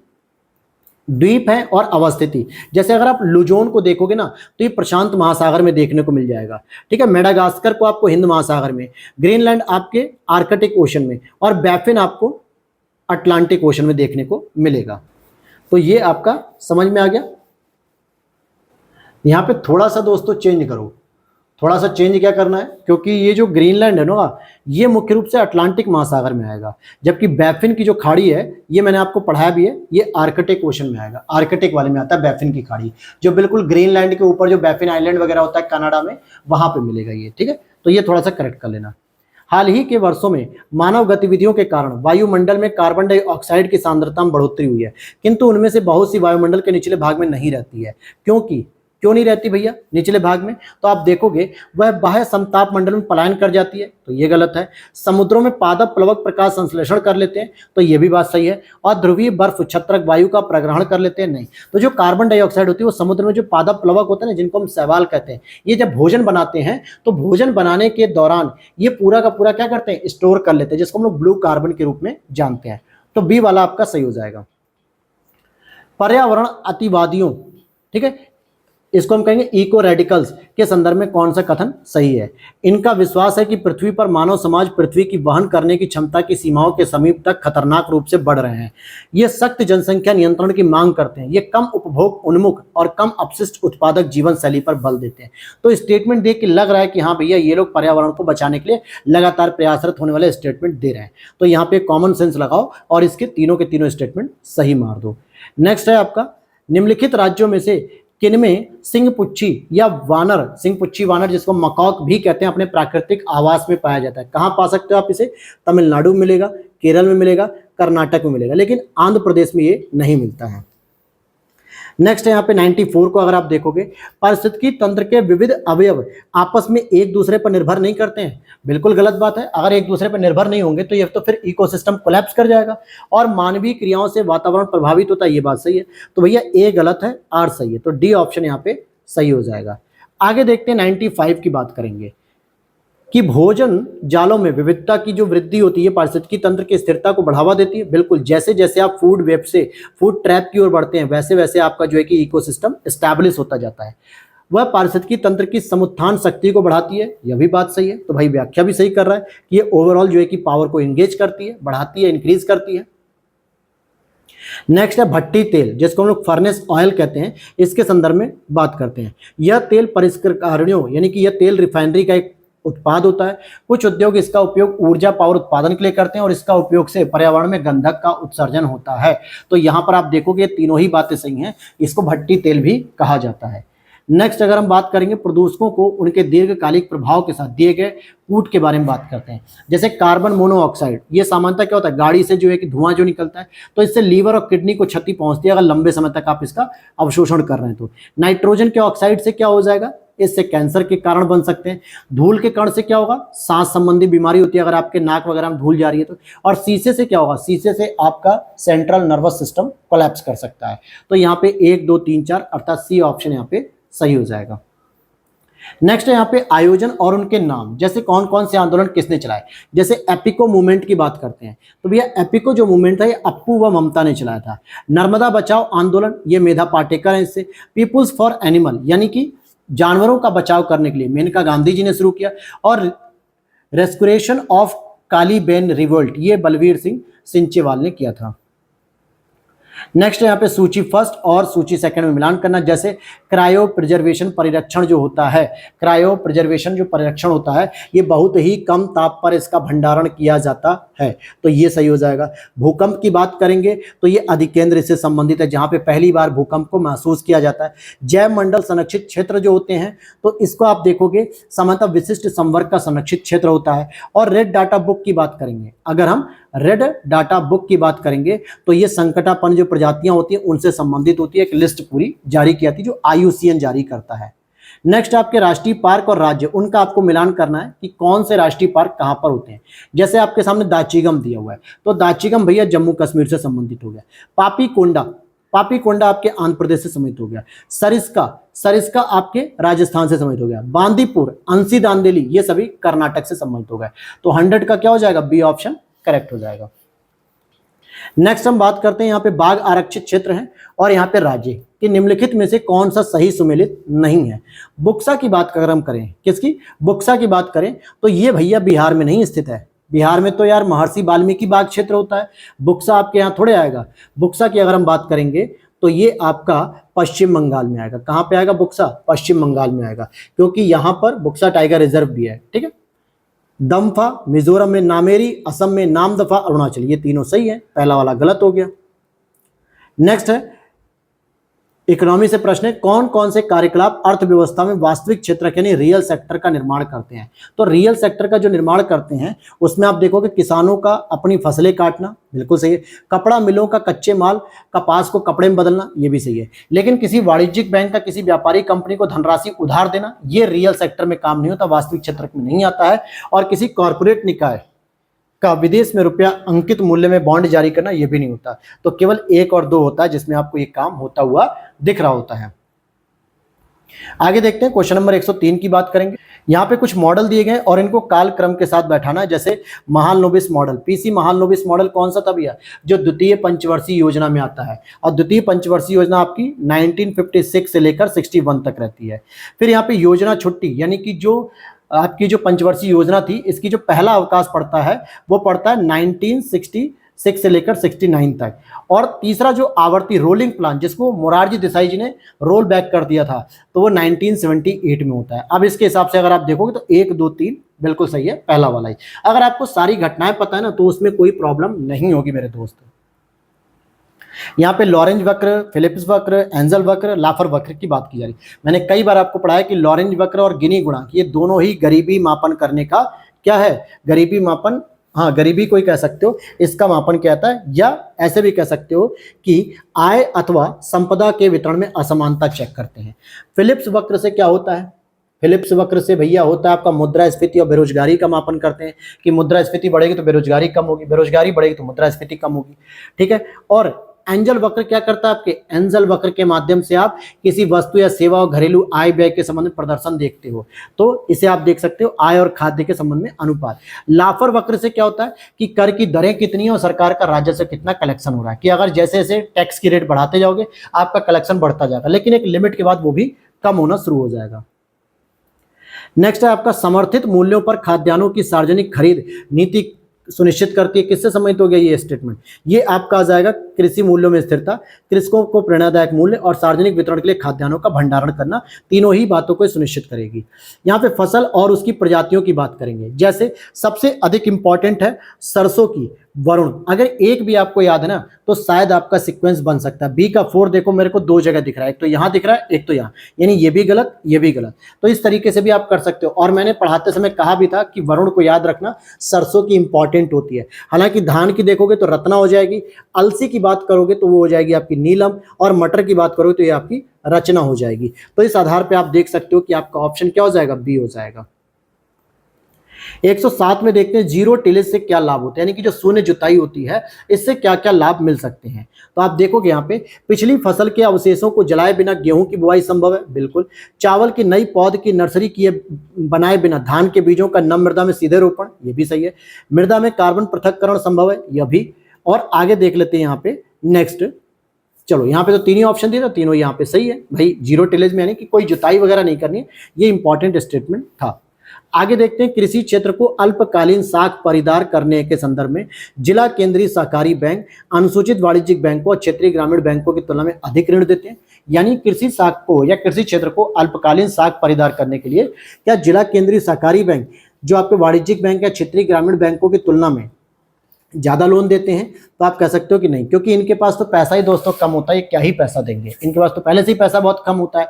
और डीसीसीबी यानी जिला केंद्रीय सहकारी बैंक का एक सबसे प्रमुख कार्य होता है प्राथमिक कृषि साख समितियों को निधि उपलब्ध कराना, लेकिन इतनी ज़्यादा भी निधि उपलब्ध नहीं करा पाते हैं कि ये आरआरबीज और जो कमर्शियल बैंक होते हैं उनको टक्कर दे पाए। तो केवल दूसरा ही सही है। भारत के विनिवेश आयोग के प्रथम अध्यक्ष कौन थे? विनिवेश आयोग का पूछा जा रहा है, तो ये हो जाएंगे आपके जीवी रामकृष्ण जी। जीवी रामकृष्ण जी, हालांकि जो पहली बार था वो 1996 में इसको गठित किया गया था। ठीक है, आगे देखते हैं यहाँ पे कुछ स्टेटमेंट मिलान करने की कौन सा सही नहीं है यूपी के संदर्भ में। जैसे तेल शोधन कारखाना हमारे मथुरा में है, उर्वरक संयंत्र दोस्तों लखनऊ में तो मैंने नहीं सुना है, आपने सुना हो तो बताना। ठीक है, उर्वरक संयंत्र आपको गोरखपुर में मिल जाएगा, प्रयागराज के फूलपुर में मिलेगा, कानपुर में मिलेगा, बरेली के आंवला जैसे जगह पर मिल जाएगा, लेकिन लखनऊ में नहीं मिलेगा। ठीक, ये गलत है। कालीन उद्योग आपका, कालीन भैया मिर्जापुर भदोई। और एल्यूमिनियम का उत्पाद जो आपका हिंडाल्को नाम की कंपनी, आपने सुना ना, Hindalco Hindustan aluminium limited company जो है ये आपके सोनभद्र में ही है, तो बी वाला स्टेटमेंट यहाँ पे गलत हो जाएगा। भारतीय सरकारी बॉन्ड प्रतिफल निम्नलिखित में से किससे या किनसे प्रभावित होता है? तो यूनाइटेड स्टेट्स फेडरल रिजर्व की कार्रवाई, भारतीय रिजर्व बैंक की कार्रवाई, मुद्रास्फीति एवं अल्पावधि ब्याज दर। तो देखोगे यहाँ पे तीनों से ही प्रभावित होता है, क्योंकि बॉन्ड आपका हमेशा प्रभावित होता है सभी वैश्विक कारकों से भी। कोर मुद्रास्फीति के संदर्भ में कौन सा कथन सही है? कोर मुद्रास्फीति तत्कालिक झटकों से भी प्रभावित होती है।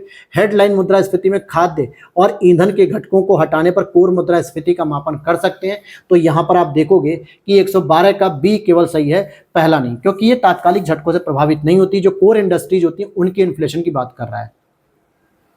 नेक्स्ट बात करें, आगे देखते हैं यहाँ पे सामान्य वित्तीय विधायन के चरण में कौन कौन सी चीजें सम्मिलित होती है। सबसे पहले बजट का प्रस्तुतिकरण होता है, फिर बजट पे चर्चा होती है मेरे भाई, फिर उसके बाद जो है कि क्या होता है, लेखानुदान होता है, फिर उसके बाद विनियोग विधेयक पारित होता है, फिर उसके बाद वित्त विधेयक पारित होता है। तो ये इसका पूरा पैटर्न होता है। 113 का डी हो जाएगा, यानी 1 2 3 5। अच्छा, इसमें 4 को जो है कि क्या कह रहा था, अच्छा एक चीज तो यहाँ पे गलती हो गई, ये सामान्य वित्तीय विधायन है दोस्तों। एक सामान्य वित्तीय विधायन के अंतर्गत ये स्टेप नहीं होता है। ठीक है, लेखानुदान का स्टेप नहीं होता है, क्योंकि सामान्यतः अगर आप देखोगे जो लेखानुदान होता है वो वोट एंड अकाउंट नहीं, अनुदान की मांग होती है, लेखानुदान नहीं होता है। ठीक है, तो यहाँ पे इसलिए 4 नंबर को हटा देना। आगे बात करेंगे, राजकोषीय घाटे की बात कर लेते हैं जरा। राजकोषीय घाटा बजटीय घाटे से बड़ा होता है क्या? आपको पता होना चाहिए कि हाँ बिल्कुल, राजकोषीय घाटा आपके बजट के घाटे से बड़ा होता है, ज़्यादा होता है वो, क्योंकि इसमें बजट का घाटा तो शामिल होता है, साथ ही साथ जो ऋण होता है ना वो भी इसमें शामिल होता है। राजकोषीय घाटे का अर्थ है सरकार द्वारा भारतीय रिजर्व बैंक से उधार लेकर सरकार की अन्य देयताओं को अपने पूरे खर्च करने होते हैं, वो सभी शामिल होता है। यानी बजट का घाटा तो होता ही होता है, साथ ही साथ इसमें अन्य ऋण वगैरह भी घाटे इसमें शामिल किए थे। तो दोनों ही बातें सही हैं और व्याख्या भी सही है। अब यहाँ पे मात्रा और उनके मात्रक की बात की जा रही है। जैसे यहाँ पे कौन सा सही सुमेलित नहीं है, तो दबाव या दाब का मात्रक पास्कल होता है, लेंस की क्षमता डायोप्टर, ऊष्मा का जूल, लेकिन रेडियो एक्टिव पदार्थ की सक्रियता ये क्यूरी नहीं होगा, ये बैकुरल होगा। क्या हो जाएगा? क्यूरी नहीं होगा बल्कि बैकुरल होगा। तो ये वाला हो गया। निम्नलिखित में से कौन सा युग्म सही सुमेलित नहीं है? तो सही सुमेलित नहीं है तो प्रकाश वर्ष क्या होता है? दूरी की इकाई होगी। पार्सेक क्या होगी? पार्सेक समय की इकाई होती है क्या? आई थिंक ये जो होती है लंबाई की खगोलीय इकाई, मतलब कि जो एस्ट्रोनॉमिकल यूनिट होती है उसमें आप आ सकते हो, समय की इकाई नहीं होती है। डेसिबल ध्वनि की तीव्रता, हर्ट्ज आवृत्ति की इकाई। तो बी वाला आपका सही हो जाएगा। नेक्स्ट यहाँ पे कथन की बात करेंगे। एक पूर्णतः घर्षणहीन पृष्ठ पर खड़ा एक व्यक्ति सीटी बजाने से अपने को गति में ला सकता है क्या? घर्षणहीन पृष्ठ की बात हो रही है। घर्षणहीन पृष्ठ में अगर आप देखोगे तो ये बात गलत है। जब वहां पे फ्रिक्शन ही नहीं है तो कैसे अपने आप को गति में ला देगा? सीटी बजाओ चाहे मत बजाओ, उससे क्या मतलब, वो तो साउंड होगा। यदि किसी तंत्र पर कोई बाह्य बल क्रियाशील नहीं है तो इसका संवेग परिवर्तित नहीं होता, ये बात सही है। तो इसलिए डी ऑप्शन है कि ए गलत और आर सही हो जाएगा। जब किसी सेविंग ब्रश को पानी में से निकाला जाता है तो उसके बाल आपस में चिपक जाते हैं, ऐसा क्यों होता है? जो आप सेविंग बनाने वाली जो पुरानी क्रीम देखोगे, जो ब्रश होते थे, वो सामान्यतः पृष्ठ तनाव के कारण हो जाता है। पृष्ठ तनाव के कारण, क्योंकि द्रव का जो स्वतंत्र पृष्ठ तनाव में रहता है तथा उसमें कम से कम क्षेत्रफल प्राप्त करने की प्रवृत्ति होती है, और द्रव के पृष्ठ का यह तनाव ही पृष्ठ तनाव कहलाता है। ठीक है, और इसी कारण से जैसे ही पानी से बाहर निकाला जाता है तो सेविंग ब्रश क्या होता है? आपस में चिपक जाते हैं, सारे पानी आपस में चिपक जाते हैं। निम्नलिखित में से कौन सा कथन ध्वनि तरंगों के विषय में सही नहीं है। देखो, दो क्रमागत संपीड़नों के बीच की दूरी को हम तरंगदैर्घ्य कहते हैं और ध्वनि तरंगे दबाव तरंगों के रूप में होती हैं क्या? तो यहाँ पर आप देखोगे कि दोनों ही स्टेटमेंट, आप देखोगे कि दोनों स्टेटमेंट सही है कि ध्वनि तरंगों को हम दबाव तरंगे भी कहते हैं और दो क्रमागत तरंगों के बीच में क्या देखने को मिलेगा। चलो आगे देख लेते हैं हम लोग। 120 नंबर पे देखा जाएगा, यदि फ्रीजर पर बर्फ इकट्ठी होती है, यदि फ्रीजर, तो यहाँ क्वेश्चन कह रहा है आपका कि यदि फ्रीजर पर बर्फ इकट्ठी होती है तो रेफ्रिजरेटर में शीतलन बुरी तरह से प्रभावित होता है। बिल्कुल, अगर आपके फ्रीजर में बर्फ जम जाएगी ना तो आपका जो फ्रिज है वो जल्दी अच्छे से काम नहीं करेगा, इसलिए उसके साइड में एक बटन दिया जाता है, उसको हमेशा दबा दिया जाता है जिससे डीफ्रीज हो जाए, जितनी बर्फ है वो पिघल जाए और सारा पानी बाहर निकल जाए। और बर्फ एक दुर्बल चालक होता है, बिल्कुल इसी वजह से जो है कि ये काम नहीं कर पाता है। तो यहाँ पे आर और ए दोनों सही है और व्याख्या भी सही कर रहे हैं। यहाँ पे सूची 1 और सूची 2 का मिलान करते हैं। जैसे अगर आप देखो, मृग तृष्णा कह सकते हैं या मृग मरीचिका भी कह सकते हैं, जो कि पूर्ण आंतरिक परावर्तन पे आधारित होती है। साबुन पानी की परतों का रंग, जो साबुन का पानी होता है उसकी परतों का रंग कैसा हो जाता है? व्यतिकरण के कारण रंगीन हो जाता है। आकाश का नीला दिखाई देना, ये प्रकीर्णन की वजह से होता है कि प्रकाश का प्रकीर्णन होता है। और प्रिज्म से प्राप्त दृष्ट वर्णक्रम यानी स्पेक्ट्रम, ये विक्षेपण से प्राप्त हो जाता है। तो इसलिए ए ऑप्शन इज करेक्ट हो जाएगा। निम्न में से किन परिस्थितियों में से एक कंटेनर में भरे हुए कार्बन डाइऑक्साइड के अणुओं के बीच की दूरी बढ़ेगी?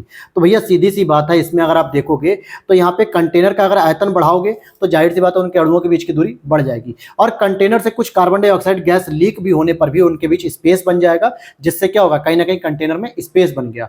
तो ये दोनों ही सही होंगे। 123 में देखते हैं, निम्नलिखित में से कौन सा रासायनिक परिवर्तन का उदाहरण है? रासायनिक परिवर्तन का उदाहरण है तो देखिए, सोडियम क्लोराइड का क्रिस्टलन होना नहीं, बर्फ का गलना ये भी नहीं, दूध का खट्टा होना, ये आपका रासायनिक चेंजेस हो जाता है इसमें, ठीक है। दूध का खट्टा होना ये आपका रासायनिक क्या हो गया, चेंज हो गया। फिर आगे देखते हैं, आयनी यौगिकों से संबंधित निम्न कथनों पर विचार कीजिए। निम्नलिखित में से कौन सा कथन सही है? तो यहां पर आप देखोगे, आयनी यौगिक अल्कोहल में अविलेय होते हैं। बिल्कुल, जो आयनीकृत यौगिक होते हैं ना वो अल्कोहल में विलय नहीं हो पाते, मतलब घुलनशील नहीं होते हैं। और ठोस अवस्था में आयनी यौगिक विद्युत के उत्तम चालक होते हैं, ये बिल्कुल बात गलत है। ठोस अवस्था में कहां से हो जाएंगे? तो केवल पहला सही है।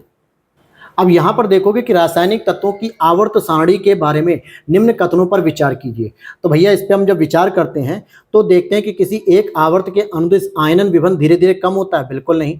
तत्वों के किसी एक वर्ग में जैसे जैसे परमाणु का भार बढ़ता है इलेक्ट्रॉनिक बंधुता कम होती जाती है, बिल्कुल ये बात तो सही है। और किसी निर्दिष्ट आवर्त में जैसे जैसे परमाणु संख्या बढ़ती है विद्युत ऋणात्मकता कम होती है, नहीं बल्कि बढ़ जाती है, क्योंकि यहाँ परमाणु संख्या बढ़ रही है तो विद्युत ऋणात्मकता बढ़ेगी, और जबकि परमाणु भार अगर बढ़ेगा तो इलेक्ट्रॉन की बंधुता कम हो जाएगी। ये बात सही है, तो केवल दूसरा ही सही हो जाएगा। नेक्स्ट अगर हम देखते हैं धातु और उनका गुणधर्म, अगर सोडियम की बात करें तो सोडियम को आसानी से जो है कि चाकू से काट सकते हो। पारे की बात करें तो कमरे के ताप पर द्रव अवस्था मिलता है। चांदी की बात करेंगे अगर हम, तो चांदी क्या होता है, क्या विद्युत का अच्छा सुचालक होता है? तो बिल्कुल चांदी अच्छा सुचालक होता है। और सीसा ऊष्मा का कुचालक होता है। निम्नलिखित में से कौन से स्तनधारी है जो अंडे देते हैं? तो भैया वो होता है आपका एकीडना। कंगारू तो बच्चा देता है, ठीक है, लेकिन एकिंडा क्या स्तनधारी भी है, लेकिन फिर भी वो बच्चे दे रहा है। आगे देखते हैं 128 में अगर हम देखते हैं, निम्नलिखित कथनों में से कौन से पादप और प्राणी कोशिकाओं के बीच सामान्य अंतर के बारे में सही है? तो यहां पर अगर आप देखोगे कि कौन सा सही हो जाएगा, तो पढ़ते हैं स्टेटमेंट कि पादप कोशिकाओं में सेलुलोज कोशिकाएं भित्तियां होती हैं, जबकि प्राणी कोशिकाओं में किस तरीके की कोशिका भित्तियां सेल वॉल नहीं होती है। तो ये बात सही हो गई बिल्कुल। और तो और पादप कोशिकाओं में प्लाज्मा झिल्ली नहीं होती, जबकि इसके विपरीत प्राणी कोशिकाओं में होती है। नहीं, प्लाज्मा झिल्ली आपको पादप कोशिका में भी मिलेगी और प्राणी कोशिकाओं में भी मिलेगी, तो ये गलत है। परिपक्व पादप कोशिका में एक बृहत रसधानी होती है, जबकि प्राणी कोशिकाओं में अनेक छोटी छोटी रसधानियां होती हैं, ये बात भी सही है। तो सी ऑप्शन इज करेक्ट हो जाएगा। 1 और 3 सही है, बी वाला गलत था। बहुचर्चित बबल बेबी रोग जो होता है वो क्या होता है? तो अगर आप देखोगे बबल बेबी सिंड्रोम भी इसको कहा जाता है कई बार। तो यहां पर आप देखोगे कि ये रोगग्रस्त शिशुओं का उपचार जर्म रहित प्लास्टिक के बुलबुले में किया जा सकता है, या इस रोग के बारे में इसको हम कहते हैं, इसको ब्लू बेबी सिंड्रोम भी हम लोग कह सकते हैं। नेक्स्ट है प्रोबायोटिक खाद्य से संबंधित निम्नलिखित कथनों पर विचार करते हैं। प्रोबायोटिक की अगर हम बात कर रहे हैं तो यहां पर देखोगे इस खाद्य में सजीव जीवाणु विद्यमान होते हैं जो मानव के लिए लाभकारी माने जाते हैं, बिल्कुल सही। प्रोबायोटिक खाद्य अंत्र फ्लोरा के अनुरक्षण में सहायक होते हैं, यानी कि आंत के संरक्षण में सहायक होते हैं, तो ये भी बात सही है, अर्थात सी ऑप्शन यहाँ पे सही हो जाएगा। आगे देखते हैं यहाँ पे 131 मच्छरों के बारे में निम्नलिखित कथनों पर विचार कीजिए। तो भैया मच्छरों में अगर आप देखोगे तो यहाँ पर केवल मादा रक्त चूसती है, ये भी सही है, और नर की अपेक्षा मादा के डैने बड़े होते हैं इसलिए वो ज्यादा खून चूसती है, ये भी सही है। तो डी ऑप्शन यहाँ पे सही हो जाएगा। बाकी देखते हैं मानव शरीर सेलुलोज के पाचन में असक्षम होता है, बिल्कुल, क्योंकि मानव का शरीर सेलुलोज के लिए नहीं बना हुआ है, इसलिए ये स्टेटमेंट सही। मानव शरीर में स्टार्च अपघटक एंजाइम डायस्टेस विद्यमान रहते हैं, तो ये बात तो बिल्कुल सही कही गई है इसी वजह से, लेकिन यहाँ पे ये दोनों एक दूसरे का कोई व्याख्या नहीं कर रहे हैं, बी हो जाएगा। मानव मस्तिष्क के बारे में निम्नलिखित कथनों पर विचार कीजिए। मस्तिष्क हृदय गति को नियंत्रित रखने के लिए उत्तरदायी होता है क्या? होता है कि नहीं होता है? बिल्कुल होता है, क्योंकि मस्तिष्क में कई सारे पार्ट होते हैं ना जो अलग अलग कारण मतलब अलग अलग जो काम करते हैं, ये भी ठीक है। और यह शरीर के संतुलन के लिए भी उत्तरदायी होता है, अर्थात ये दोनों ही स्टेटमेंट आपके सही हो। जैसे सेरेब्रम हो गया, हाइपोथैलेमस हो गया, सेरेबलम हो गया, ये सभी कुछ ना कुछ अपने रोल प्ले करते हैं। नेक्स्ट यहाँ पे हार्मोन की बात करेंगे और उसके प्रकार, जैसे एल्डोस्टेरोन की बात करें तो एल्डोस्टेरोन क्या करता है भैया? तो ये समानतः लवण धारक हार्मोन होता है। क्या होता है? लवण धारक हार्मोन। एस्ट्रोजन की बात करेंगे जो कि स्त्रियों में गौण लैंगिक लक्षण बनाए रखता है, तो ये आपका हो जाएगा। मेलाटोनिन की बात करेंगे जिससे नींद आती है बहुत ज्यादा, जो है कि मेलाटोनिन अगर आप देखोगे मतलब नींद नहीं कहेंगे, वो तो डोपामाइन होता है। मेलानाइन से जो आपके बॉडी के जो लय वगैरह होती है ये नियंत्रित होती है सोते समय, ये हो गया। प्रोजेस्टेरोन की बात करेंगे तो ये गर्भ का संधारण दिखाता है, ठीक है, ये हो गया आपका सही। फिर यहाँ पे कुछ ग्रंथियां और उनके हार्मोन, जैसे अग्नाशय, तो अग्नाशय से क्या निकलता है अगर आपको पता होगा तो? अग्नाशय से आपको ग्लूकॉन देखने को मिल सकता है, वैसे बीटा सेल भी मिलती है लेकिन ग्लूकॉन भी मिलेगी, अल्फा ग्लूकॉन। पीयूष ग्रंथि से क्या देखने को मिलेगा? ये आपके आउटू ग्रंथि उत्तेजक हार्मोन निकालती है। अधिवृक्क से क्या मिलेगा? तो ये आपके कार्टिसोल निकालेगा। और वृक्क से क्या मिलेगा? तो ये आपके विटामिन डी। नेक्स्ट है यहाँ पे करंट अफेयर, जनवरी 2024 में जारी स्वच्छ सर्वेक्षण 2023 में देश में 4477 शहरों को शामिल किया गया, ये बात सही है। और हाल ही में प्रधानमंत्री मोदी जी ने छत्तीसगढ़ से प्रधानमंत्री जनजाति आदिवासी न्याय महाअभियान पीएम जनमन की शुरुआत की थी, तो ये भी मैंने आपको करंट अफेयर से सब पढ़ा रखा है, लेकिन यहाँ पे पहला सही होगा क्योंकि जो पीएम जनमन की जो शुरुआत की गई थी ये आपके झारखंड से शुरू की गई थी, न कि छत्तीसगढ़ से, तो झारखंड से शुरू हो जाएगा, तो इसलिए केवल पहला सही है। आगे देखते हैं 137, हाल ही में निर्वाचित मणिपुर के मुख्यमंत्री जिन्हें दल बदल विरोधी कानून के तहत 1988 में लोकसभा सदस्यता से अयोग्य घोषित किया गया था, सही है स्टेटमेंट। और जम्मू कश्मीर पुनर्गठन अधिनियम विधेयक 2023 द्वारा राज्य में विधानसभा की सीटों की संख्या 115 प्रस्तावित है। पहली चीज कि ये जो विधेयक आया था ये 2023 था ही नहीं दोस्तों। इस विधेयक का जो अगर आप देखोगे तो इसमें एक जो सीट थी वो 107 से बढ़ाकर क्या कर दी गई? 114 कर दी गई, 115 नहीं। तो यहाँ पे केवल पहला ही सही है, दूसरा गलत हो जाएगा।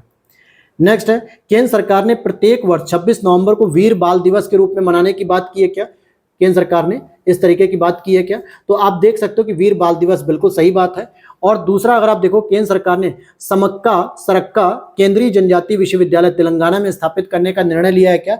तो यहाँ पर ये भी आपकी बात सही हो जाएगी। तो दोनों स्टेटमेंट से ये मैंने सब चीजें आपको करंट अफेयर्स में कवर करा रखी है। केंद्रीय पर्यटन मंत्रालय द्वारा जारी सर्वश्रेष्ठ पर्यटन ग्राम 2023 पुरस्कारों में उत्तर प्रदेश राज्य के गांव को प्रथम पुरस्कार दिया गया। प्रधानमंत्री मोदी जी ने जुलाई 2023 में नई दिल्ली में नेशनल सिकल सेल एनीमिया उन्मूलन मिशन शुरू किया। तो नई दिल्ली में नहीं किया था बल्कि एमपी से किया था, क्योंकि एमपी में जनजातियों के बीच में ज्यादा बीमारी फैली हुई है, ठीक है। तो यहाँ पे आप देखोगे कि डी वाला ऑप्शन हो जाएगा कि 1 और 2 दोनों ही गलत हैं। मध्य प्रदेश राज्य के ने गांगे डॉल्फिन को राज्य जलीय जीव घोषित किया क्या? मध्य प्रदेश ने तो नहीं किया था, ये तो आपके यूपी ने किया था। गुजरात राज्य ने हाल ही में घोल मछली को राज्य मछली का दर्जा प्रदान किया, हाँ ये बात सही है। देखोगे तो देखो ये करंट अफेयर्स ना थोड़ी पुरानी हो गई है, इसकी आवश्यकता मुझे नहीं लगती, लेकिन कोई नहीं, इस टेस्ट पेपर में आया हुआ है तो उसको जरूर कर लेना आप। तो दूसरा सही है, पहला गलत है। प्रधानमंत्री जी ने अहमदाबाद गुजरात से सितंबर 2023 में ट्रैवल फॉर लाइफ कार्यक्रम की शुरुआत की थी। यह कार्यक्रम मिशन लाइफ के अंतर्गत ही एक क्षेत्रीय कार्यक्रम है। तो यहाँ पे दूसरा तो सही है, पहला गलत है, क्योंकि इसकी शुरुआत भारत मंडपम नई दिल्ली से शुरू की गई थी, तो पहला गलत हो जाएगा। आगे देखते हैं, 28 सितंबर 2023 को राष्ट्रपति के द्वारा स्वीकृत संविधान 106 संवैधानिक संशोधन 2023 किन संस्थाओं पर कार्यान्वित होगा? तो लोकसभा पे भी होगा, राज्य विधानसभाओं पे भी, और दिल्ली एनसीआर की विधानसभा, तीनों पर ही होगा। तो डी हो जाएगा यहाँ पे। नेक्स्ट हम देखते हैं यहाँ पे, भारतीय खाद्य संरक्षा और मानक प्राधिकरण ने किस पशु को देश के खाद्य पशु की अभी जो है कि दर्जा दिया है? तो मिथुन को दिया है। किसको? मिथुन को दिया है।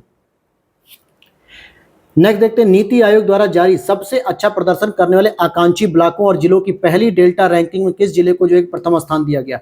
तो ये आपको पता होना चाहिए, बहुत अच्छा प्रश्न है ये, इस बार आएगा एग्जाम में। रायगढ़ उड़ीसा को दिया गया है सबसे प्रथम रैंकिंग डेल्टा रैंकिंग के अंतर्गत, जबकि अगर आप देखोगे जिले के अंतर्गत रायगढ़ हो जाएगा और बिहार का जमुई जिला। अगर आप ब्लॉक की बात करोगे तो तिरयानी कुमरुम ये जो है कि आपके तेलंगाना का है। दूसरा जो एक ब्लॉक आपका कौसाम्बी आता है, ठीक है, लेकिन ये ब्लॉक में आता है, जिलों में नहीं होता है, ठीक है, क्योंकि यहां आपसे जो पूछा जा रहा था वो जिला पूछा जा रहा था, ठीक है। पहला रायगढ़ रहेगा, दूसरा जमुई रहेगा, लेकिन अगर जब ब्लॉक की बात करोगे तो पहला तेलंगाना का रहेगा, दूसरा यूपी का कौसाम्बी। नेक्स्ट है 54वें अंतर्राष्ट्रीय फिल्म महोत्सव पार्टी ऑफ फिल्म का सर्वश्रेष्ठ फिल्म का जो स्वर्ण पुरस्कार प्रदान किया गया, और रूस देश को साइबेरिया बाघों को 12 वर्ष के बाद भारत में लाया गया। तो यहाँ पे 145 का डी हो जाएगा भैया, दोनों ही कथन गलत है। भूटान ने भारत से लगती अंतर्राष्ट्रीय सीमा पर एक अंतर्राष्ट्रीय शहर बनाने की घोषणा की, बिल्कुल। और उत्तराखंड राज्य को एक दिन में सर्वाधिक 18 उत्पादों का जीआई टैग प्रदान किया गया, तो ये भी बात सही है, तो ये हो जाएगा आपका सी ऑप्शन। नेक्स्ट है, भारत के किन शहरों को अक्टूबर 2023 में यूनेस्को के सृजनात्मक शहर नेटवर्क में शामिल किया गया। तो ये आपका हो जाएगा कोझिकोड, लेकिन इसमें आप देखोगे तो आपका ग्वालियर भी शामिल किया गया, कोझिकोड भी है और ग्वालियर भी। एक आपको कोझिकोड साहित्य के क्षेत्र में देखने को मिलेगा और ग्वालियर आपको संगीत के क्षेत्र में देखने को मिलेगा, दोनों ही आपके क्रिएटिव सिटीज में शामिल हो चुके हैं। नेक्स्ट है, भारत के बाहर विश्व का दूसरा सबसे बड़ा हिंदू मंदिर किस देश में स्थापित किया गया है। तो ये हो जाएगा आपका अमेरिका में। भारत सरकार ने किस तिथि को प्रतिवर्ष राष्ट्रीय अंतरिक्ष दिवस घोषित किया। तो 23 अगस्त को, जिस दिन जो है कि हमारा चंद्रयान 3 चंद्रमा पर उतर के अपनी सफलता को अर्जित करता है। क्लियर है ये बातें, ये सारी चीजें मैंने करंट अफेयर में पढ़ाई थी आपको जब आपका आरओ का पेपर हो रहा था, तभी की बात है ये, ठीक है। अगर नहीं याद है तो याद कर लो अच्छे से। जनवरी 2024 में जारी हेनले पासपोर्ट इंडेक्स 2024 में भारत को कौन सा स्थान प्राप्त हुआ मेरे भाई। तो 80वां स्थान प्राप्त हुआ। तो ये हुआ हमारा संपन्न पहला मॉडल टेस्ट पेपर। वीडियो कैसी लगी लाइक करके बताना आप लोग, और इसमें आपको ये सारे के सारे व्याख्या भी दी जाएगी और ये सारी पीडीएफ मैं आपको टेलीग्राम पे पोस्ट भी कर दूंगा। लेकिन इतनी बड़ी बड़ी व्याख्या पढ़ने की जरूरत नहीं है, कुछ मेन चीज़ों को मैंने आपको पढ़ाया, आपको समझा दिया। वीडियो अच्छी लगी तो लाइक करके जाना दोस्तों, चैनल पे पहली बार हो तो सब्सक्राइब जरूर करना, और कोई भी इससे संबंधित जो कोई भी आपकी क्वेरीज हो तो प्लीज़ कॉमेंट सेक्शन में जरूर बताना। मिलते हैं नेक्स्ट वीडियो में। जय हिंद, जय भारत।